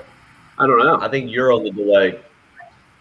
I think you're on the delay. I think why don't we all just disconnect and try to reconnect? And if it doesn't work, All right, Jen, we're all going to disconnect and reconnect. Having learned from experience, you might be ready to do the next segment. No, Jen might have to be ready to do the next segment. Or you just get live stream, which is why you should subscribe. Is Gamecock Larry subscribed? Great question. Yeah, Craig, it's not doing it now because we're not on the radio now. Yeah, it was our headsets that was doing it. It only happens when you're going through these things. Do you read RJ's texts? Oh, yeah, I meant to bring that one up. Yeah, bring it back up because his texts are really funny. I'll just read his other ones. He's always cranky, and he always capitalizes words for emphasis, and it's really funny. I wanted to go through a couple of the text messages because they got cranky for a second. There was the Pittsburgh Steelers one. Yeah. There was the RJ one. There was a couple. No, the Pittsburgh Steelers one. That wasn't really. That was just a Steelers fan defending his team. It wasn't like cranky, I don't think.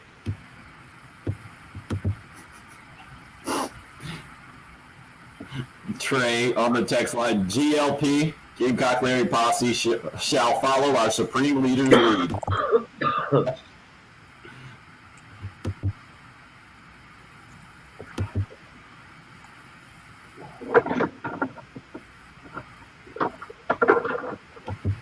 All right, I'm rebooting my system here. Damn. Oh, I was wondering this the other day. I don't know why it popped in my head, but General Wesley Clark, retired 4-star Wes Clark, the general. Pretty good. Oh. I don't know, Craig. Tim is more in charge than I am. I just show up with the sticks.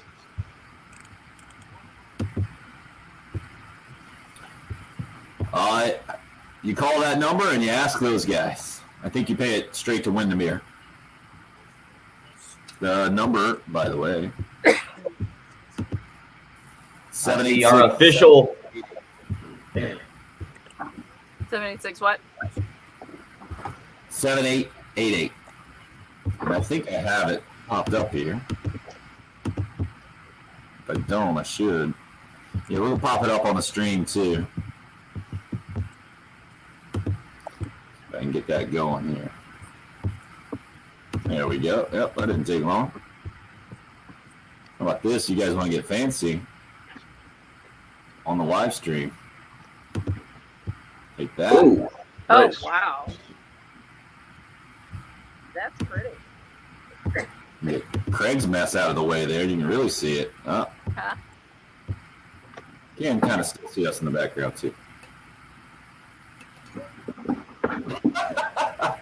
Patrick, you're a master at that.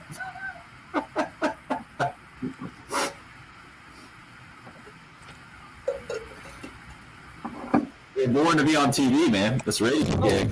I know. Wasting your talent. It's just.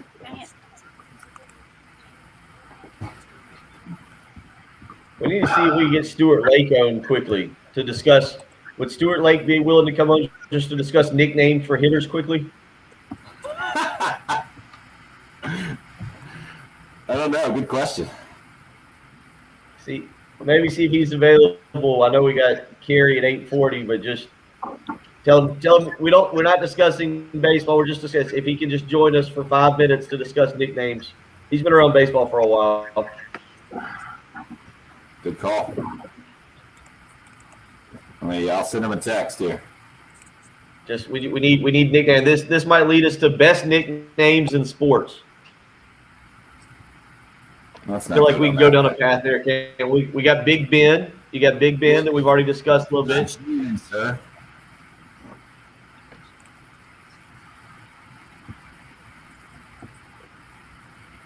Hope, happy birthday to Kyle. I've just discovered you have a 22-year-old son. I had seen you tweet about your daughter a lot, but never about your son.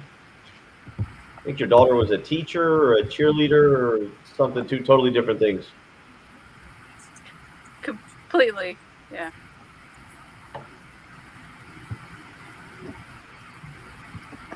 There's something else I was going to say, but I'm not sure it's appropriate for the live chat because it's talking about somebody else. Live stream is where you sling it. It's a cheerleader's mom that's unhappy with a podcasting person in Colombia because he was hitting on her daughter. Have y'all seen that? No, but I get it. But I get it. She has gone off on a couple rants. Oldest daughter and youngest daughter? Goodness gracious, Hope. Look at you. Happy birthday to Kyle. I bet you're younger. I've driven through USC Beaufort a couple times. That's beautiful down there. Scott, what is that restaurant that's on the other side of the bridge going out to Fripp Island on the left side? It's awesome. Lighthouse? Boathouse? 427 on YouTube.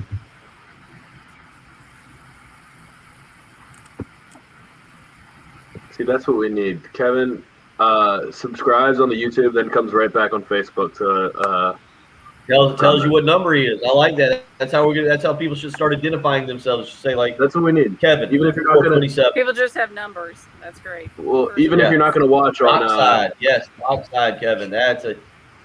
We have back-to-back Kevins. That is a great place. I like going there when I go out to Fripp. Never been to Beaufort.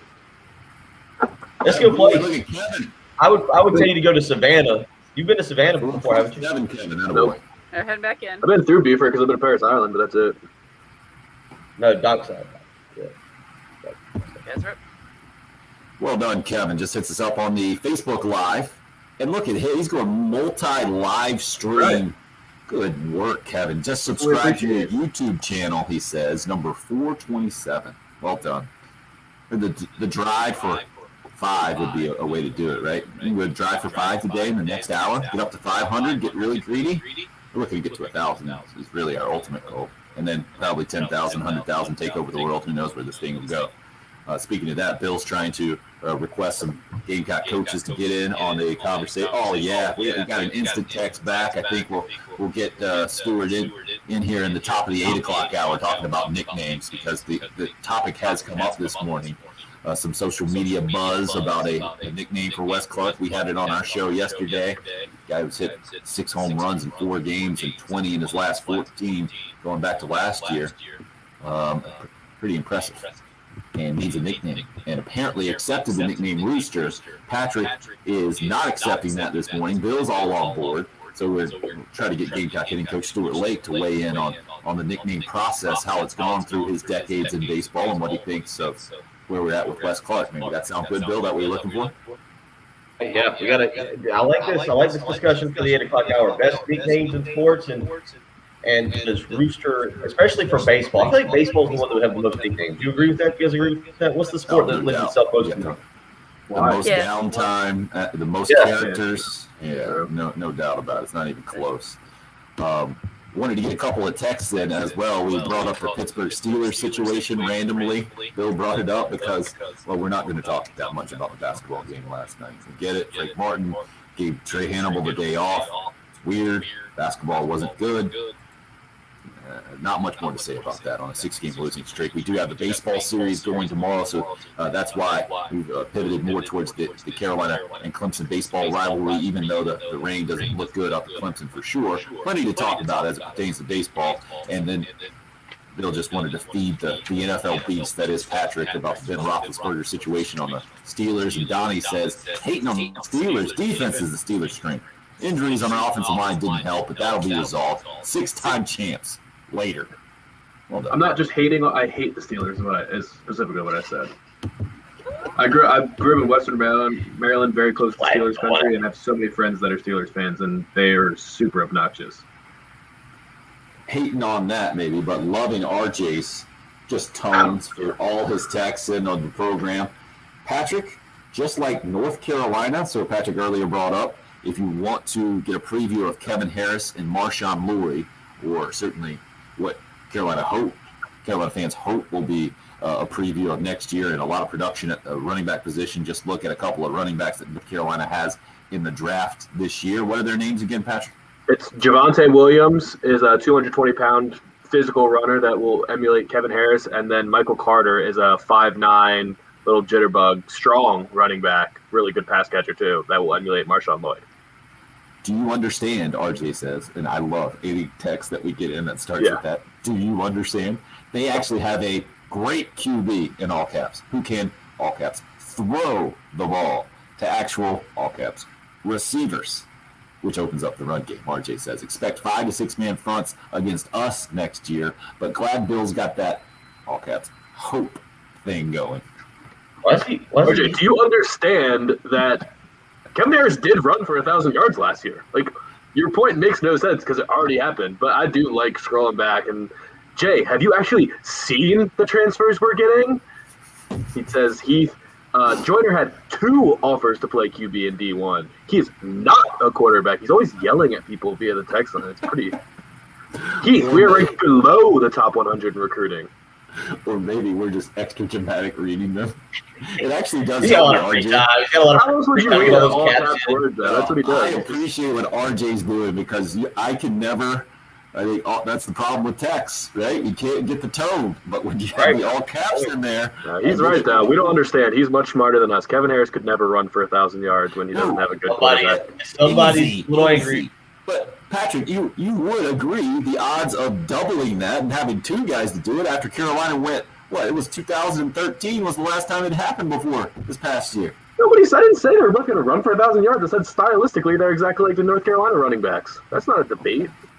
So sensitive, man. So sensitive. This is how you Listen, and Bill there's are one so draft expert on this sensible. show. And he's self-proclaimed. Yeah. Wow. Sorry, RJ. Holy smokes. Yes. Just, Who was grinding the tape last night? Only one person was grinding the tape last night, this morning. I get a little bit more peppy at 8 a.m. Patrick becomes a little bit more salty. Yeah. The ship's passing in the night. Perfect. A perfect time to talk some nicknames. We'll try to recruit Gamecock hitting coach Stuart Lake on the show coming up here at the top of the 8 o'clock hour. Wow. Thursday on the early game. 107.5 game. Clear. Good call, Travis. Oil can boy. That'll help us out. Nice work, Patrick. Love the saltiness. Yeah.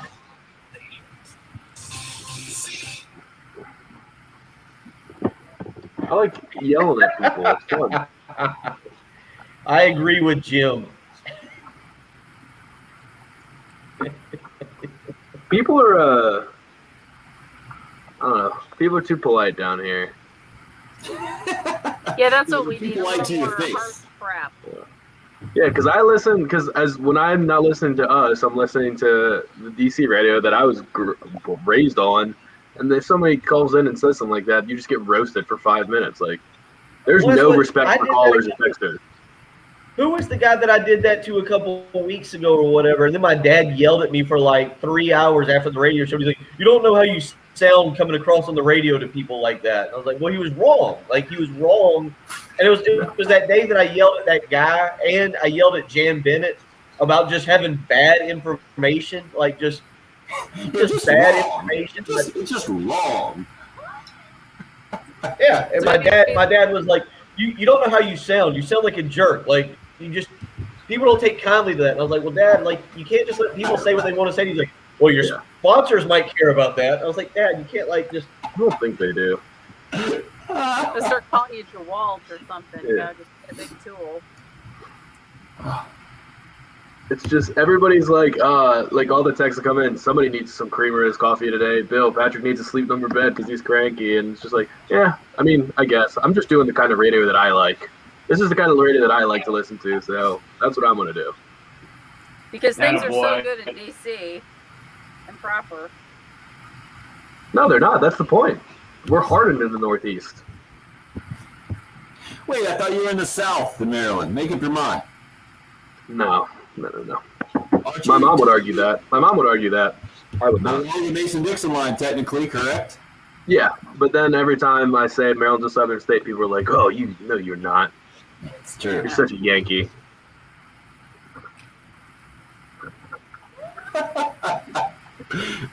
You see what Jim said? Anytime somebody uses all caps in a text, we need to have Patrick read it as he does when someone uses 37 exclamation points. Yes. Yeah, That's how I read capital all caps words. I read them as like yells. That's what a lot of people think. Yep.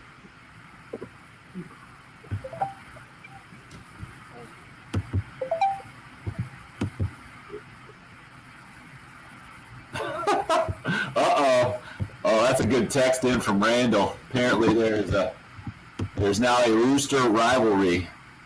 He identifies himself as Rooster Randall. Can only have so many roosters. Yeah, and text Rooster our show Randall, since you know that's hard to 2019.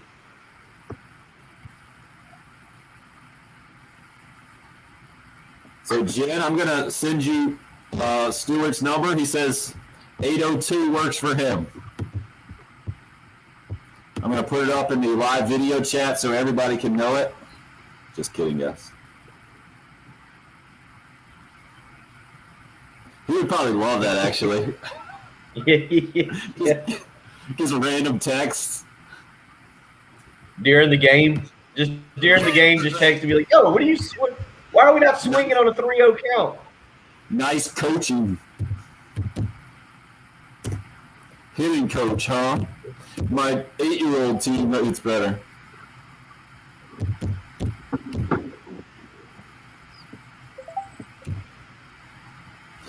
Just shot you his number. At least I meant to. I don't know if I put it on the live video chat or the private chat. I think it's on the private. Yeah, I had it.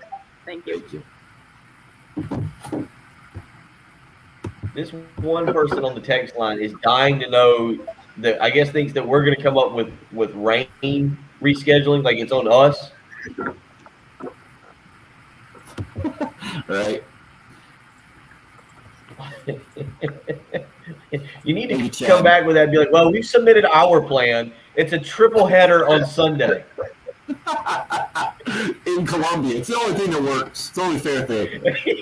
Yeah. It just made sense, and so that's what we're pushing for. Games at 9, 1, and 5. That's how we got it lined up. Be like, hey, they played AAU ball. They played 3 games in a day. They're fine. They're going to It's baseball. The depth will really, really show by game 3.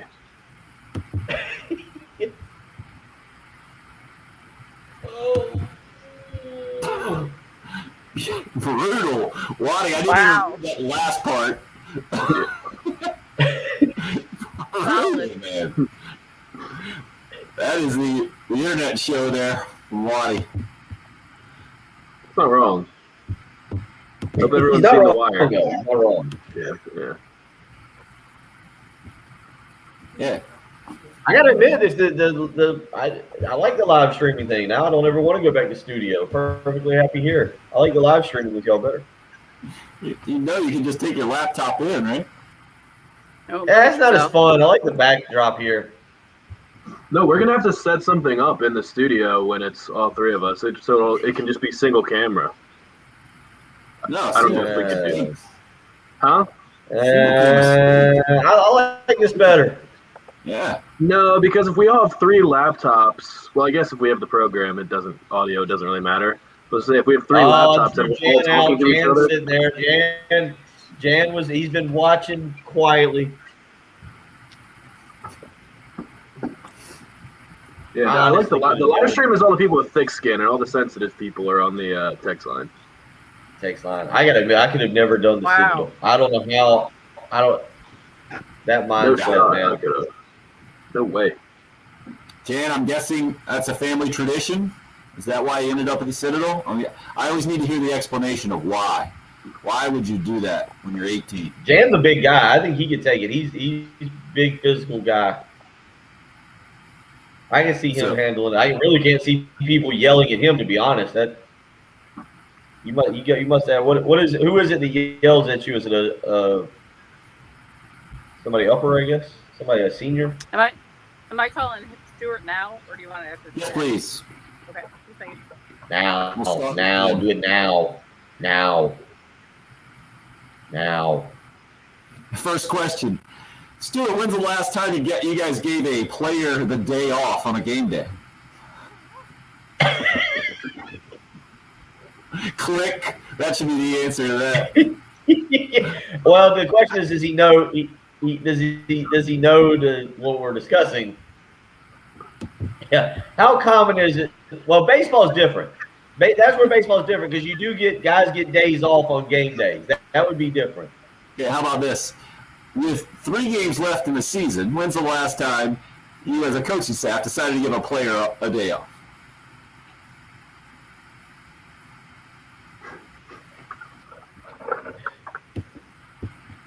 Stuart's ready. That's a great text. Good one. All right, Feel you, Waddy. Yes, Banner. Can you try to get him turned up on the live stream, Jen, when we go in? You know what? This commercial has whole new meaning after the last few, or not commercial. This intro has whole new meaning.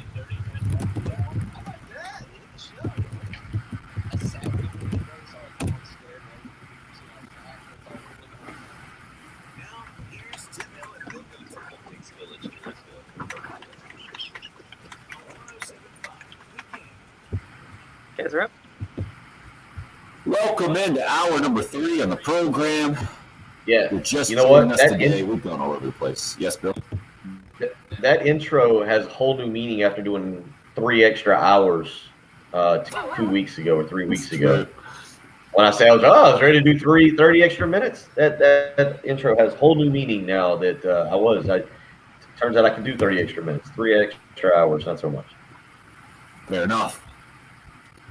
This morning, our first couple hours, we've talked a little bit about that Gamecock basketball 21-point loss last night at Mississippi State. We've also talked a lot about Gamecock baseball going into this weekend series against Clemson, and that's why we have a special guest right now on the Love Chevy phone lines, because his presence has been requested. Bill, as soon as we had this discussion, your mind went to one place, one foremost expert we could get an opinion on here, with Gamecock hitting coach Stuart Lake joining us on the Love Chevy phone lines. Well, I mean, you're like the bat signal. We put it out there, and you come through.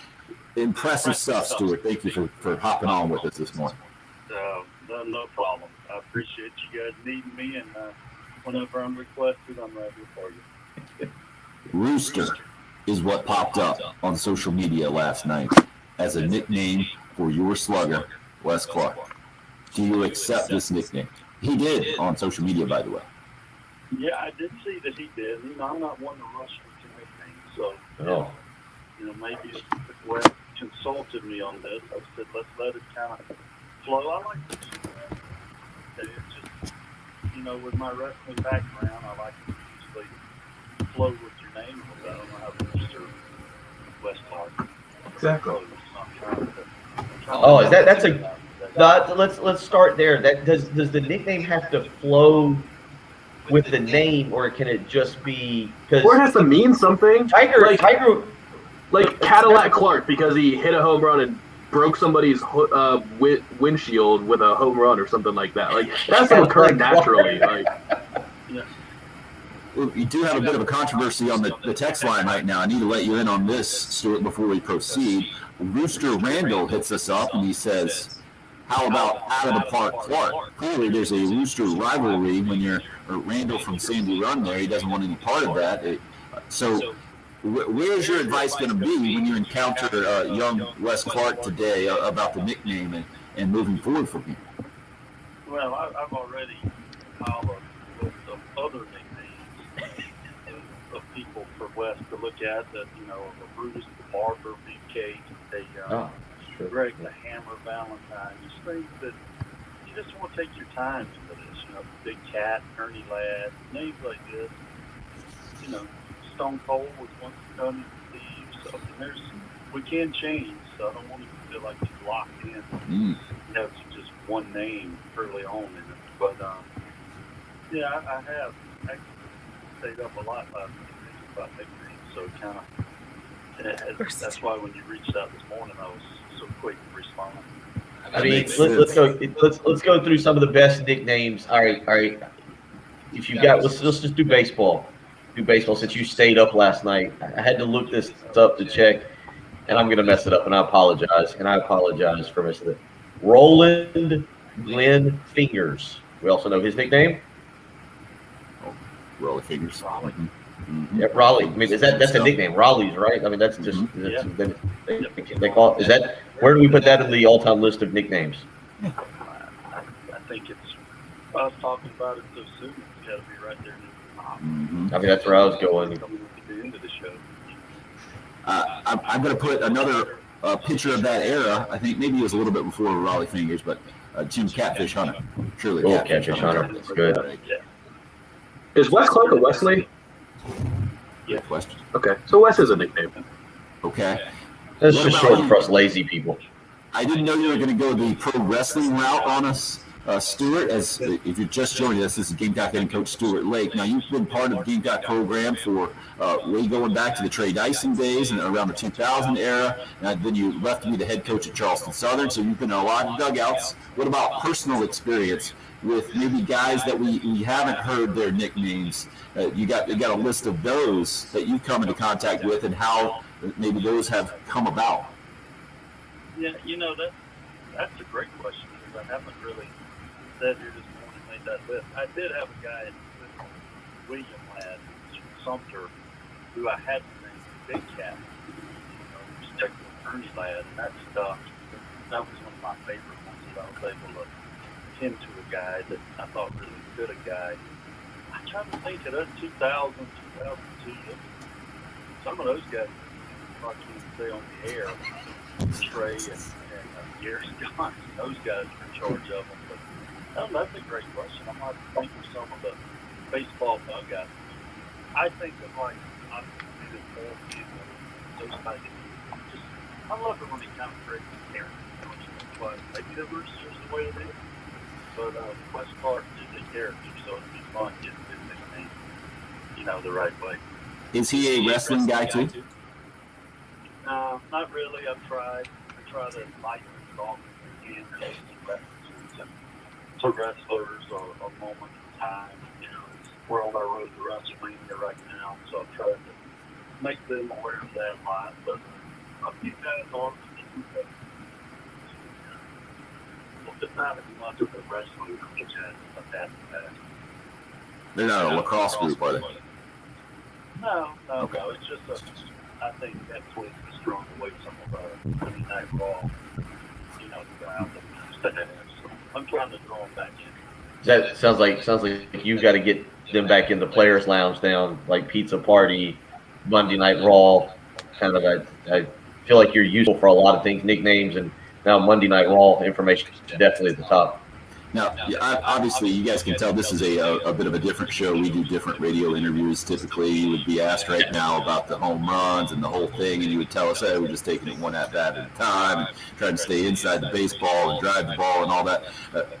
I'm not going to give you that. I would like to know if you have an inside tip. We have one texter in particularly that seems to be losing his mind that needs to know, in case the game is rained out tomorrow, what's going to happen with Gamecock and Clemson baseball. Any idea on this weather? How do you feel like the weather's looking for the weekend?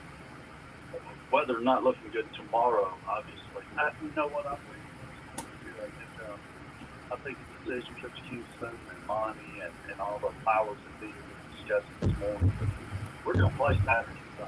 We're going to be Columbia Sunday. I think Saturday we'll see how that's figured out with sprinkle or whatever the people in charge figure out. But we're definitely playing baseball this weekend. Friday just looks really hard.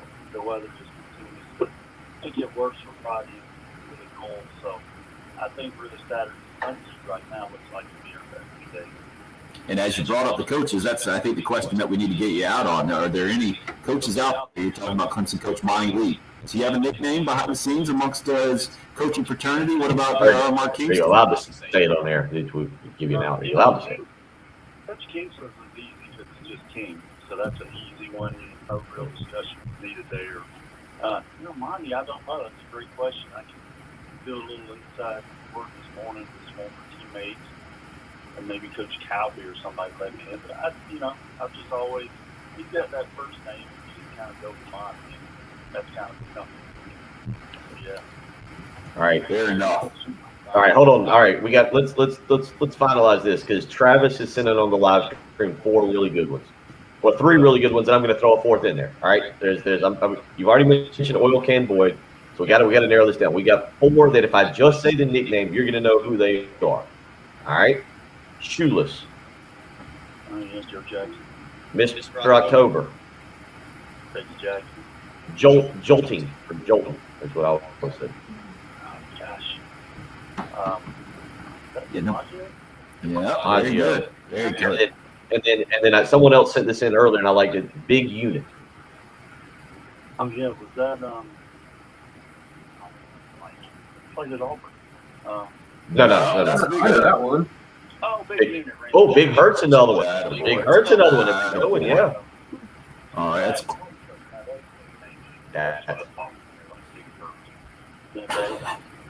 That's right. I just don't want to rush. Rush into that game. I think it just happened. I defer to the guru. We defer to the guru of nicknames. We go to the expert. So we called a baseball coach to get nicknames, and he went straight pro wrestling on us.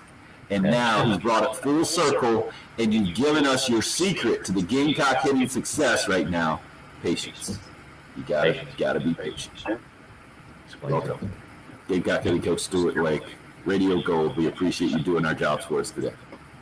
I enjoy every morning. You make my ride in a lot more fun. Checks in the mail. Stuart Lake, ladies and gentlemen. Stuart Lake. When you guys figure out the rain thing, give us a call. Let us know what's going on. Yeah, please let us know. We want a triple header on Sunday. 9, 1, and 5.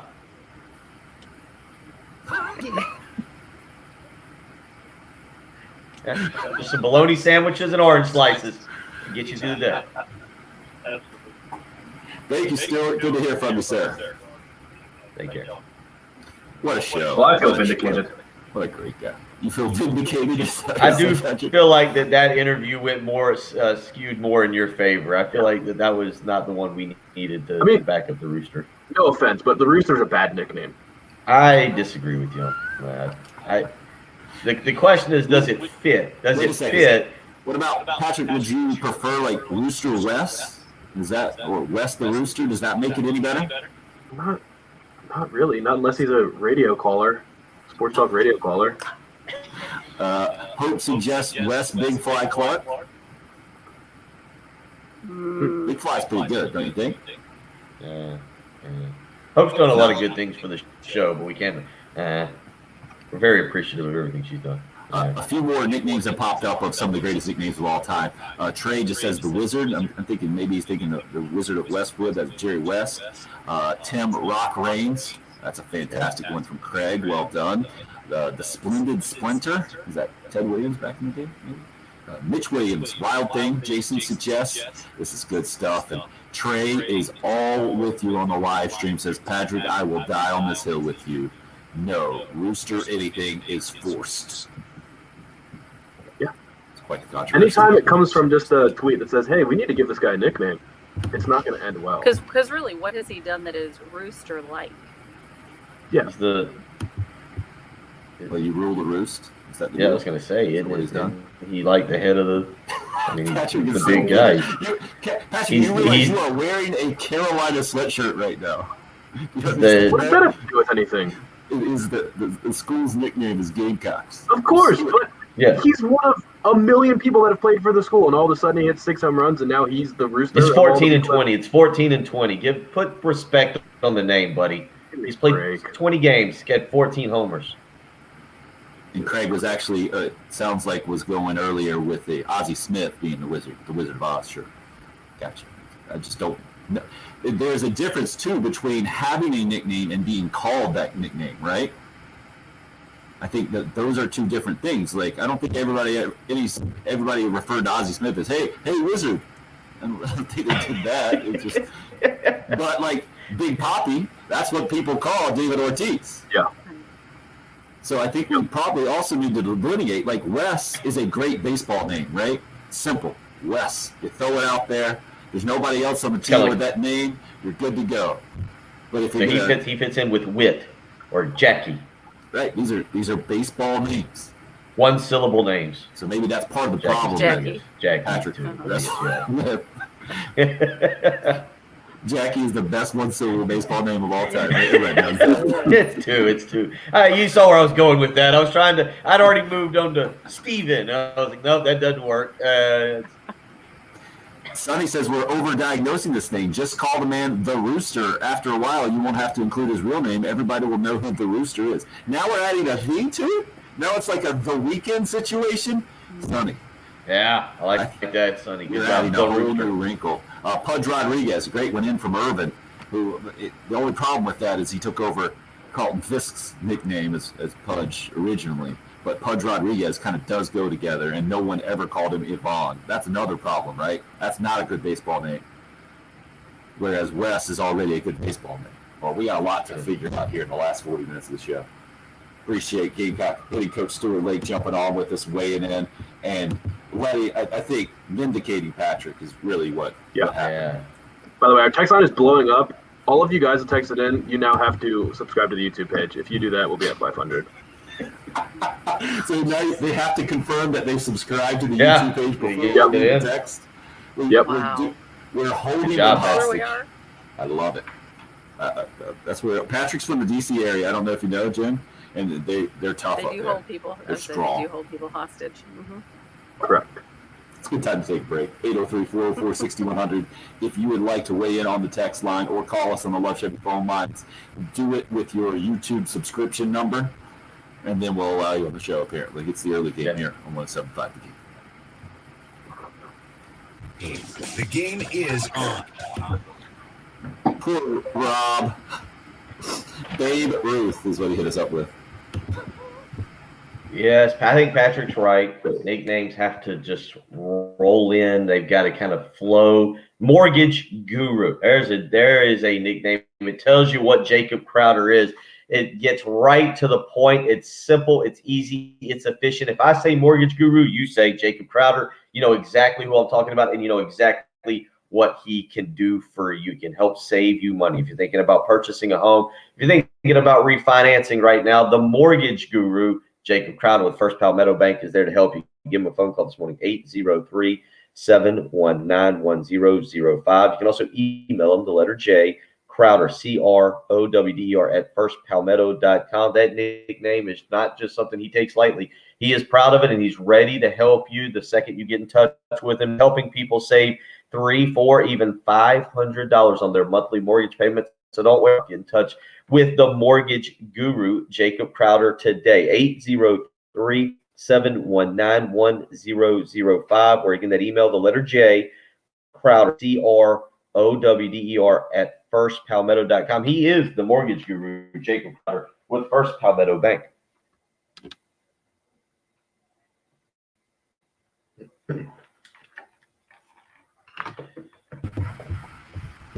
Just got an update, Stuart Lake. I guess I'm going to need some time tomorrow. I had former Gamecocks texting me nicknames we had. Beautiful, huh? That's the way this show should work. Well, 2 days in a row, that'd be awesome. We could definitely use them to fill time tomorrow.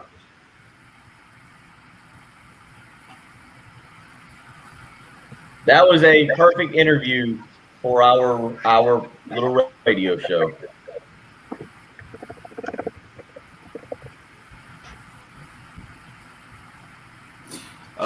Jeff, our sales guy, just hit me up with the text. The Wizard, that's Ozzie Smith. Come on, man. You guys do see I have a picture of Ozzie Smith back here, right? My 5-year-old did that, so I'm well aware. So I just texted him back to sell something. Yeah. I've got aggressive with the sales staff, too. I've started telling the sales staff to. On Patrick's salty path this morning. Yeah. You do your job, we'll do ours. Yeah, but when you catch fly balls like this, man, it's easy to get the hawk, Jason. Good call. Craig said he thought Jared Saltalamacchia was the best one-syllable name in baseball. Well done. Of course. Of course.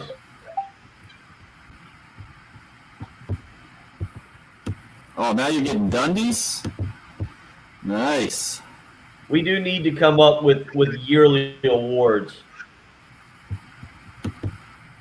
Hammer and West needs work, Robbie.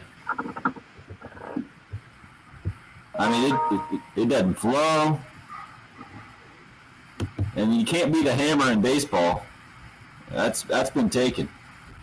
We need to – so, hey, I like that idea of the Dundies just making it the earlies, or I don't know, whatever we want to call it. I know Levitar does the Sueys. We need people to send in – huh? We should do the Gamies. The Gamies?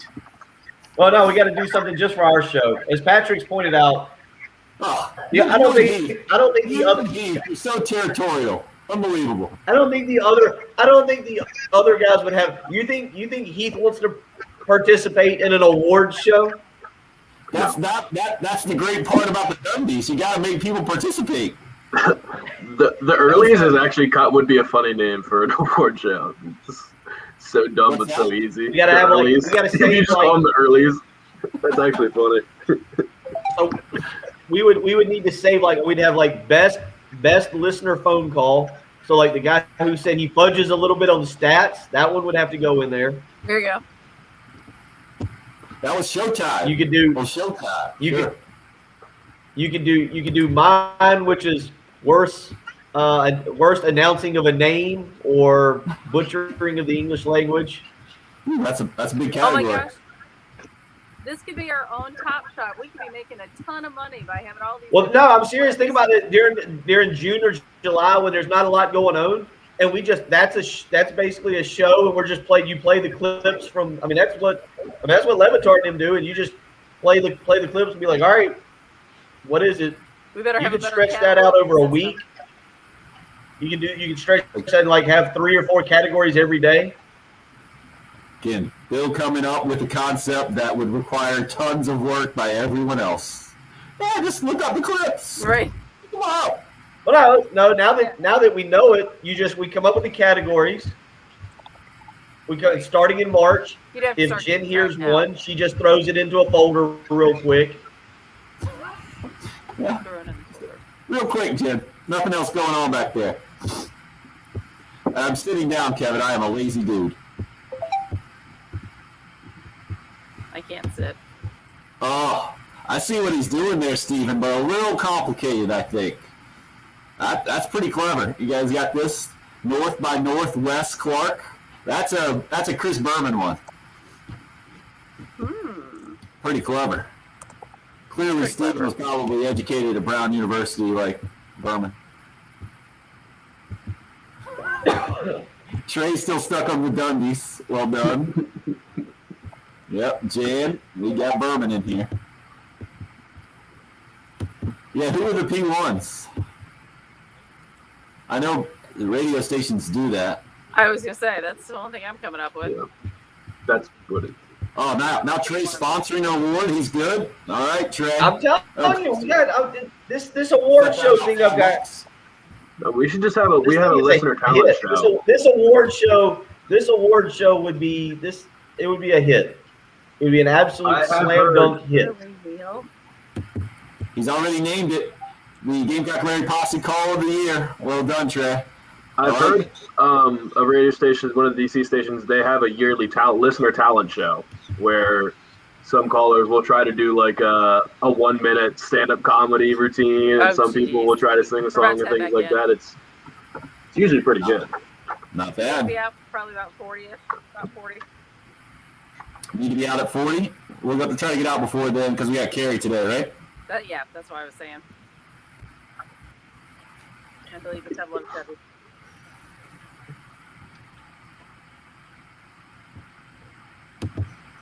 Alright, you're up. This show has taken quite the turn. I haven't seen Bill this happy in months. The show. If you're not on the live stream, you don't know what we're talking about right now. You're missing we've gone down a path. I'm trying to create a summertime show, and I feel like I'm catching resistance from people that want to do work, Jen.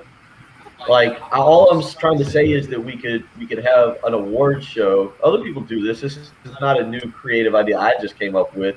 I'm just trying to create fun content during the summer, and people that don't want to work, Jen, constantly are like, oh, it seems like a little bit too much to have to just copy and paste a clip that we just did and put it in a folder and pull it back up here in the summer. Don't even understand the technical terms. Copy and paste doesn't even apply at all. Yeah, I tell you what, we're gonna have bring your goofball to work day, and Bill's gonna come in and run the board for me and do all of the production stuff. I think that would be super fun. We have our roles defined. No, you know I'm the one who doesn't speak good English. Oh, he's the goofy, funny, fat donut eating coffee But creamer don't we guy. have to be able I haven't eaten a donut in months, by the way. Don't we have to be able to cross-pollinate as far as our roles are concerned, to help fill in, so if somebody's out. Yeah, I've got you trained to be able to fill in for me when I'm not here, for you to fill in for you. Don't worry, got it handled. Ladies, you know that phrase, all ideas are good ideas? It's just not correct. Jason just hits us up, says you need a Miss Morning Show bikini contest. That's how you get YouTube page subscribers. No, Okay. Not wrong. It's not wrong. That would add subscribers. He's The not thong wrong. show. It's not. It's unfortunately just 2021. It's just 2021. It says the 25-year-old. It's your generation's fault, sir. I'll put a bikini on. Oh, weird. Unbelievable. Dude, I'm yoked by the 439 end of the subscribers on the YouTube page is the latest update. Chad says, let's get to 450 today, 500 tomorrow as we go into the weekend. Well done, well done. Raphael, just like the guy, the interaction you guys were having with Fight. We got a lot of people hitting us up on the text line as well with possible nicknames in for Wes Clark. This is how this conversation started. Bun just says, long live radio. And that's where we're at right now. Amen. I mean, we came in today grizzled, right? I mean, a typical radio show might have spent all 3 hours about 21-point loss and a 6-game losing streak, and you get the usual, what's the coach doing? Oh, what are the players doing? Not us. I mean, we have played you the clip, and we'll probably play it before the show ends in case you haven't heard it, about Frank Martin saying he gave the day off to Trey Hannibal. But that's not putting anybody in a good mood. No one. Yeah. Nicknames will put you in a good mood, unless you give nicknames that aren't very good, like Anonymous Texter. So, his last text yesterday was, that's an awful idea. His next text, Whackin' Wes. That's your suggestion, sir, for Wes Clark's nickname, Whackin' Wes? So I think I have to side with Pat. I'm the key to doing sports talk radio is allowing yourself to be influenced by other people and not staying firm on your own set of opinions and morals. In this case, I'm with Patrick. I think the Wes Clark nickname saga has to continue to play out. Maybe he creates a new one this weekend against Clemson. There's that possibility. But so I think the question becomes, what has been the best nickname in sports? We've gotten a bunch of them. What is the best nickname in sports? We'll hit us up a little bit earlier. You guys know, if Patrick knows this, I'm going to be impressed. The best nickname in sports, the live stream suggestion from Trey, was Chocolate Thunder. Patrick, you're going to show your historical sports knowledge by identifying Chocolate Thunder, sir? I think I know this one. You should, Bill. You're an old guy. Really? Patrick, okay. Nothing. No. I don't think I'm this old, though.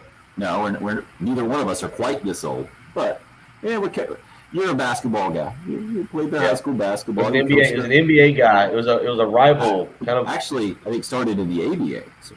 Okay. Well. Jen, any idea? I can't tell if Jen's on the phone or not. No, she's on the phone. You guys are pestering her. How dare you call into a call-in radio show? What are you guys doing? You guys feel free to continue to weigh in. Chocolate Thunder. It's not just that he had the nickname. I think he gave himself, which you're not supposed to do, right? But it's that the way that he would give himself the nickname and go into like a string. It was kind of like free-form rap, maybe even before that even happened. But Daryl Dawkins is the guy, right? You got that one, Bill? You're with me on that? Yep, I know. Yep. That one is fantastic. Patrick, you got to look up Daryl Dawkins and just see him talk about it. Sorry? Sixers, right? Yeah, did play for the Sixers, I think, mostly in his NBA career. Really good post player. Wild West has been offered by several people. That's Bob coming in on the YouTube live stream, also on the text line. Actually, I got emailed this one from Harry, and he suggested Wild West. Of course, too, the extra wild makes it. Yeah. Well, that's a movie, and there's a song to go with it. He can walk up to the Will Smith song. He can walk up to the Rooster, too. Alice in Chains. Well done, Jason. Knew that was Daryl Dawkins, the Chocolate Thunder. Trying to get much more of these texts in here. Oh, Rick's got a much more current one. His first suggestion was Wes the Outhouse Clark. And then he went with Wes the Kraken Clark. Right. Kraken. Yeah, the other one's kind of crappy. I'm trying to decide which of these conversations is the most annoying. The trying to force-feed Wes Clark a nickname, trying to force a nickname to Kevin Harris, or trying to come up with ideas for the Washington football team's nickname. I don't know which one is the worst. Probably the Washington football team. Demetrius and Casey just hit us up with the Iceman, George Gervin. Mm-hmm. Good stuff. We're going back to the old ABA nicknames. Dr. J has got to be the leading one there for going to I like Peanut. ABA. There's no Peanut. Talk NASCAR nicknames, but whatever. Intimidator. Somebody said an Intimidator. Oh, okay. Tim is missing so many on the text line. The text line has just gone insane. I'm trying, man. Bill made my day with the segue. Anonymous Texter says, from nicknames into the mortgage guru. Saved my day. Well done, Bill. Congratulations. How about this? Sticking with the wrestling theme, anonymous texter hit us up with Wes Superfly Clark. It's no Jimmy Superfly Snuka, but that's pretty good. It has the baseball connotation, the Superfly. No, you guys not in there? I don't think it's bad. Superfly is a great nickname. That's all I'm saying. And especially, I think that one is really going to get with Gamecock hitting coach Stuart Lake. I think he's really going to get on board with that one. I think we can convince him because apparently we're going to have part 2 of talking to Stuart Lake about this tomorrow because he had a bunch of old Gamecock baseball players text him immediately about their old nicknames. So he's going to have to update us on that tomorrow. So we'll have that, I'm guessing, maybe about the same time. We'll see what works in his schedule because he's got nothing else going on tomorrow. Probably watch the rain. Well, it's gonna rain. What else is he got to do? Yeah. Greg in Sumter probably has the best idea this morning. His text. I think Wes Clark should continue walking up to the plate with the exact same song he's using now and change absolutely nothing. Right. Amen. Agreed. Yep.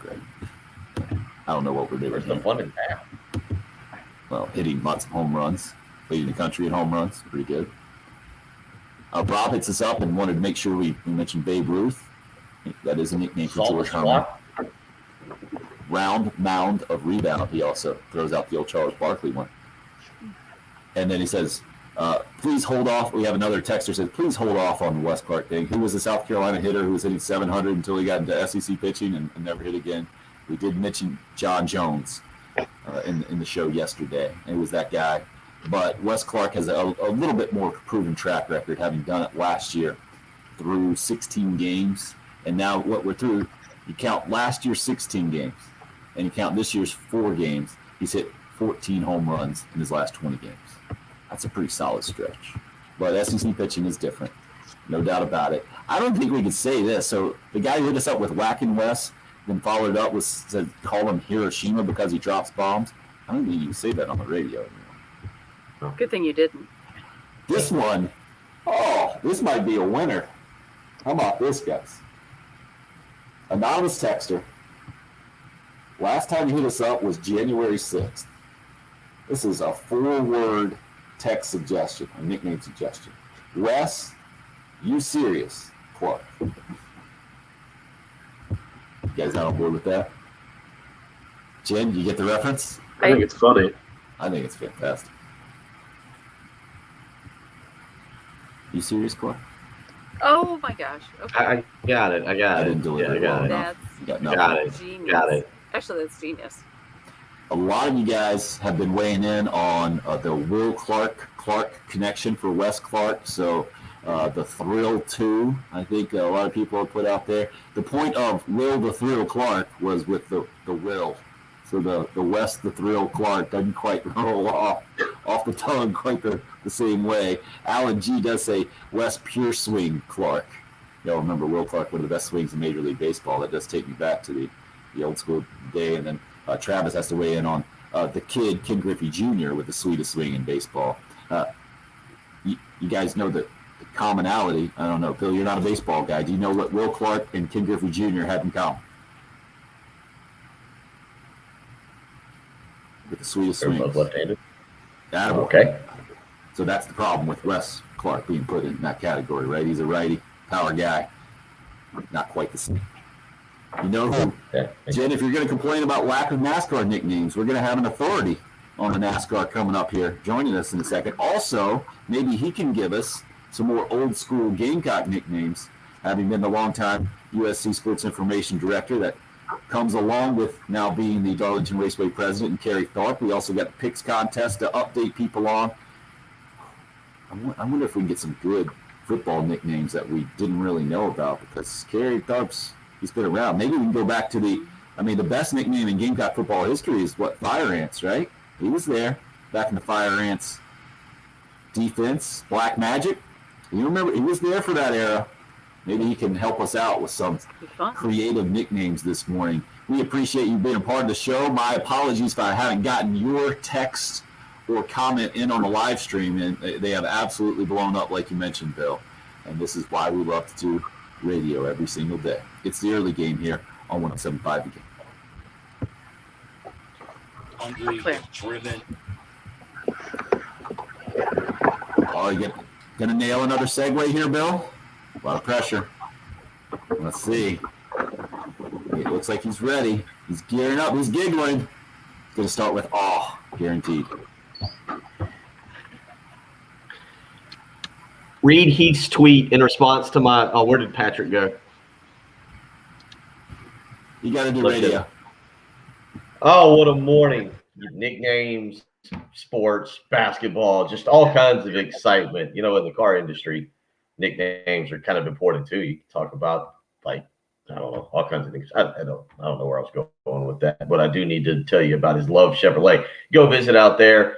Going to take care of all your needs, whether you're looking for new or pre-owned, whatever it may be. The folks at Love Chevrolet have got you taken care of. They just moved the pre-owned lot from Love Automotive in Casey, Knox Savage Drive, over to Harbison. That's right. So now when you visit Love Chevrolet, I-26 in Irmo, between Lowe's and Frankie's Fun Park, you're getting the largest selection of pre-owned and new vehicles anywhere in the state. 14 acres of new vehicles. You can walk around, find the Tahoe, the Suburban. Whatever it is you're looking for, you're guaranteed to find. Maybe an Equinox, maybe a Trax, a Colorado. Whatever you're looking for, you're going to find it. The interior, the exterior, make, model, you're going to find it. I can guarantee that. Then you got to pay for it. That's always difficult, right? You think you got to negotiate. Not the case with the sales staff.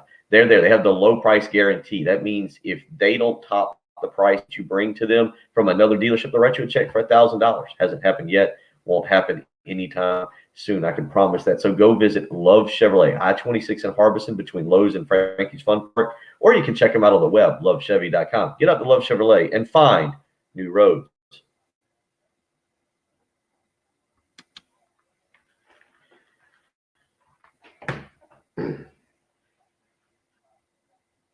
Attaboy, Bill. Thank you. It's a good point. Raphael, with more subscribers comes more responsibility. What was that attitude, Patrick? Where am I? Bill's doing his endorsement. You got to get out of the way, man. Calm down. Got you right back here. Hey, go look at Heath's tweet in response. I mean, just bitterness overflowing that we might be promoting something new, and yep, it's turning into quite a rivalry you got going with him. SCDMVonline.com. All right, so I'm gonna knock myself out with a Miller Lite and the melatonin as soon as the show ends. That's the plan here. But I can't take. Do you always take melatonin? No, only when I really need to sleep. But I got a top shot pack to buy today, so what I time? have to get to sleep.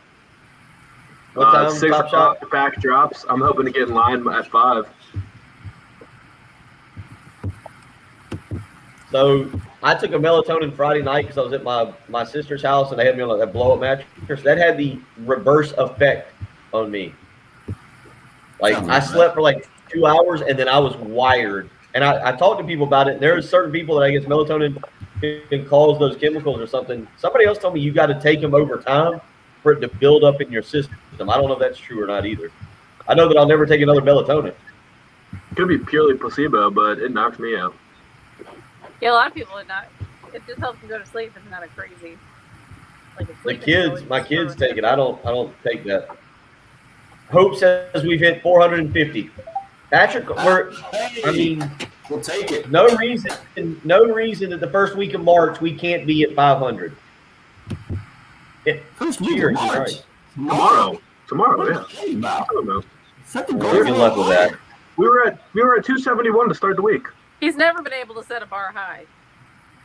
Send me the link. Hey, email me the link to the live stream, and maybe if I get up in time tomorrow morning, I'll hop on the live stream with y'all. Oh, what an honor! I don't know what time we're going to the boat. I don't know what time we're going to the boat. I don't know if we're leaving the dock at 8 a.m. or 9 a.m. I don't know what the schedule is. Trust me, it's a day off. If I can make it to 9 a.m. sleeping, I'm going to do it. Yeah, you're going to be punished by not being allowed to be on the live stream. What do you think about that? You're not being on the radio show. You can't get on the live stream. Oh, you're giving me a day off? We're giving him a day off. We'll start over on Monday. We are Hannibalizing you. You have been Hannibalized. I'm getting I'm getting treated like Trey Hannibal. I have a good show and I get a day off. Go out on a high note. Good call, Jan. Not my decision. Tim is giving me a day off. He's telling me, okay, got it. Yeah, Hope, I'm with you. We better hit 500 by tomorrow. Yeah, just because you won't be here, Bill, doesn't mean we can't do it. Yeah, that's what it really was. That was the jealousy. Hope, I'm the only one that tweets it with you. Did Patrick send out a tweet today? Yeah. Did you? I did. If a tree falls in the forest? What? Once we get to once we get to 1,000 YouTube subscribers, we need to get me to 1,000 followers on Twitter. Oh, Okay. It's sad not having 1,000. Raj, it wasn't big body Lottie, it was bad body Lottie. What? Come on. I replied to him on the text message. I mean, that is classic. Bad body, and that nickname came from Brad Lawing. It's a great one. Maybe the best. Bart, great call. Can't wait for that Village Idiot pizza party. It's going to be so fun.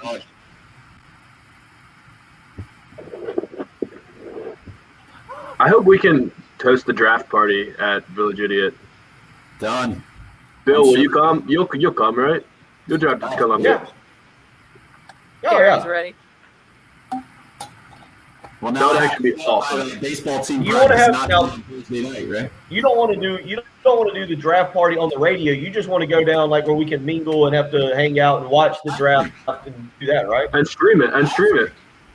Yeah, I'm saying you don't want to have to take like the box and everything down, but we gotta For sure. just have like an actual watch party and stream it. Yeah. All right, heading back in. I'm not gonna be here tomorrow to eat a Cadbury egg. I will eat a Cadbury egg. I'll do it after lunch. I'm gonna eat a Cadbury egg tomorrow. Just eat a Cadbury egg. The diet is awful. No diet. Gelato beers. Huh? All right, guys are up.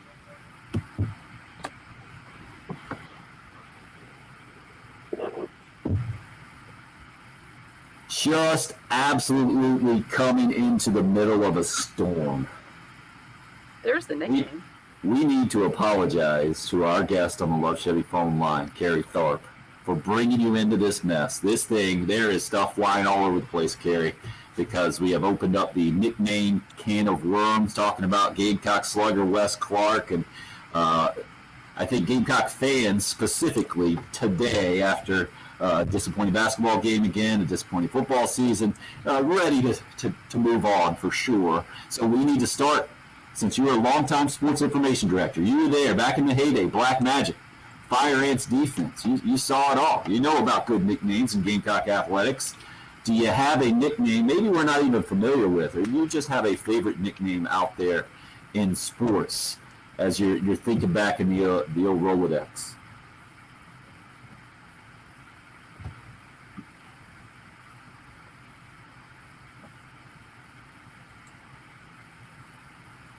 Mm-hmm.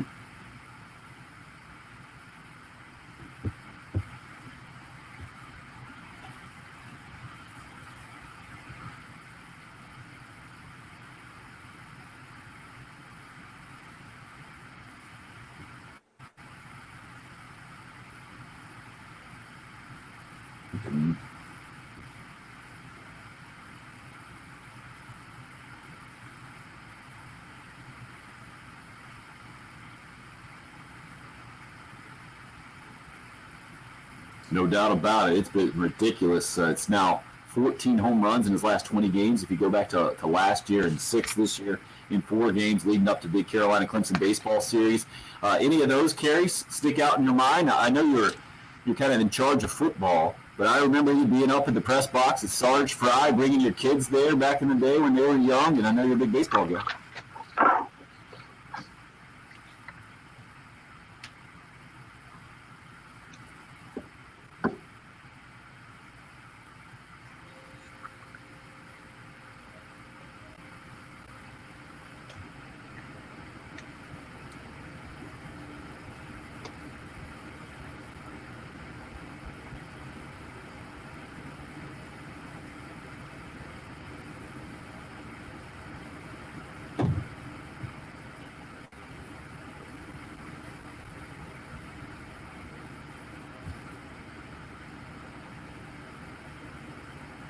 Any specific NASCAR nicknames you want to bring up? I always thought Awesome Bill from Dawsonville was pretty good with Bill Elliott. Me too. Mm-hmm.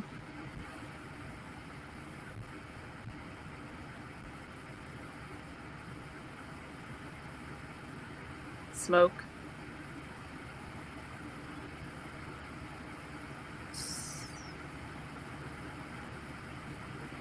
Swervin' Irvin. Swervin' Irvin.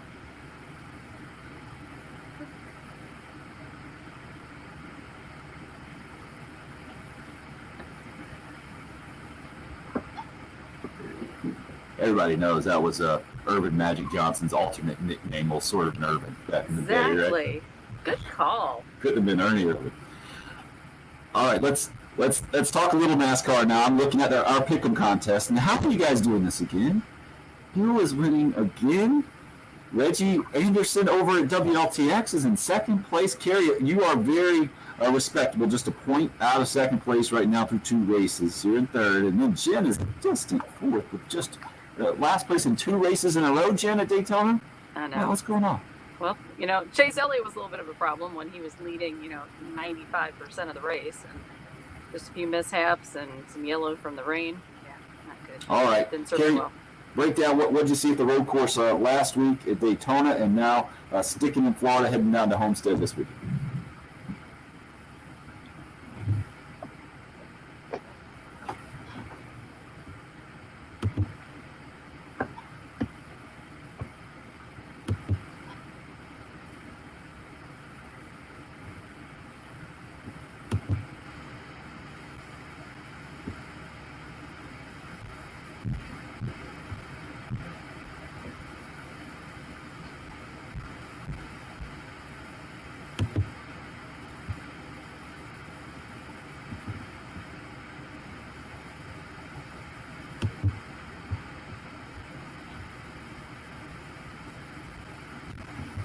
And now, is this trend going to continue? Are we going to get another relatively little-known guy, or not well-known guy, I guess, at Homestead? Or you feel like this is where more of the favorites will get back into play?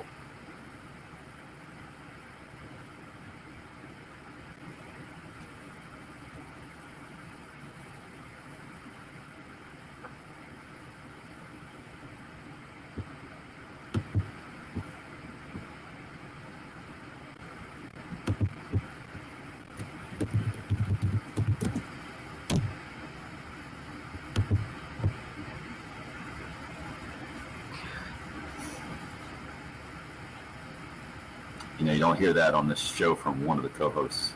Been wrong before. Yeah, Jen. I mean, Bill, what? it's crazy how you never take accountability. Mm-hmm.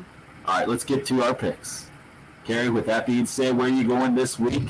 And I am pulling for you to get back in this thing, pull out on top, at least knock off the number one guy that's there right now. Yeah, it was crazy how I'm Tim sorry. said you're respectable in third talking. place. That's like the ultimate compliment, backhanded compliment.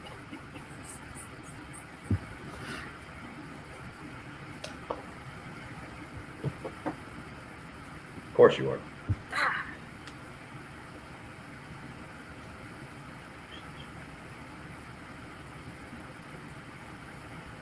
Kevin Harvick, the pick from Kerry Tharp, much to the chagrin of one Jen Jensen. I like that. That's where Kerry went. I like that. That's where Jen's head is at. That's an awful pick this week, Kerry. I don't even know if you're trying to compete or not, but Harvick not good there.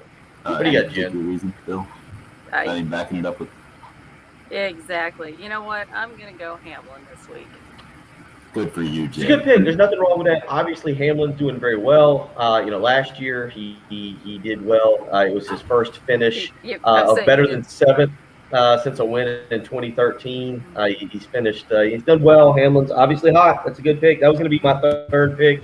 But as I do each and every week, which is why I'm the leader, despite being held down by my cohorts here, I am going to go with. Do you know? A NASCAR tip for you here. Kyle Busch's first nickname. Kyle Busch's first nickname. Can either of you know that? I do not. Wow. The undisputed master of the NASCAR knowledge, of course, this morning, Shrub, because he was the younger brother, obviously, of Kurt Shrub Bush. He did not like it, and as I'm we sure. all know, he switched to Rowdy. I am going Kyle Bush to get the job done. Give me Rowdy. Give me Kyle Bush. Despite being held down to have to pick third every week. Well done, Bill Gunter. Kerry Tharp, thank you for joining us. The Darlington Raceway president. You can follow him on Twitter at Kerry_Tharp. And we have a texter in here who said, oh my gosh, Mr. Tharp just came up with the name. He said Wes Clark is knocking the stitches off the ball. Let's call Wes Clark Stitches. You in on that? Get out of here. I'm not in. Nice. Stitches is good. Okay, Yard's pretty good. 15. I'm with the texter there, Stitches. Kerry, thanks for joining us, man. Hope you have a good weekend and appreciate you getting in there on this storm. Thanks. That'll do it for the early game here on quite the Thursday edition. Bill, enjoy your day off tomorrow, sir. I hope it sucks.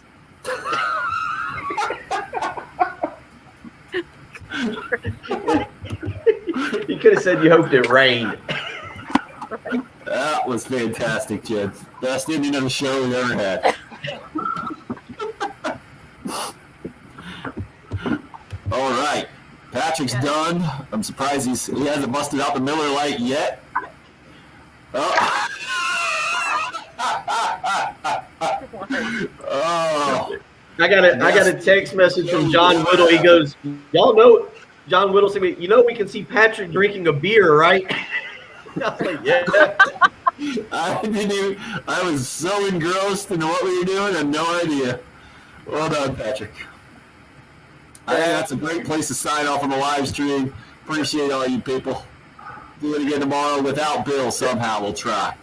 You'll find out if my Top Shot venture was successful.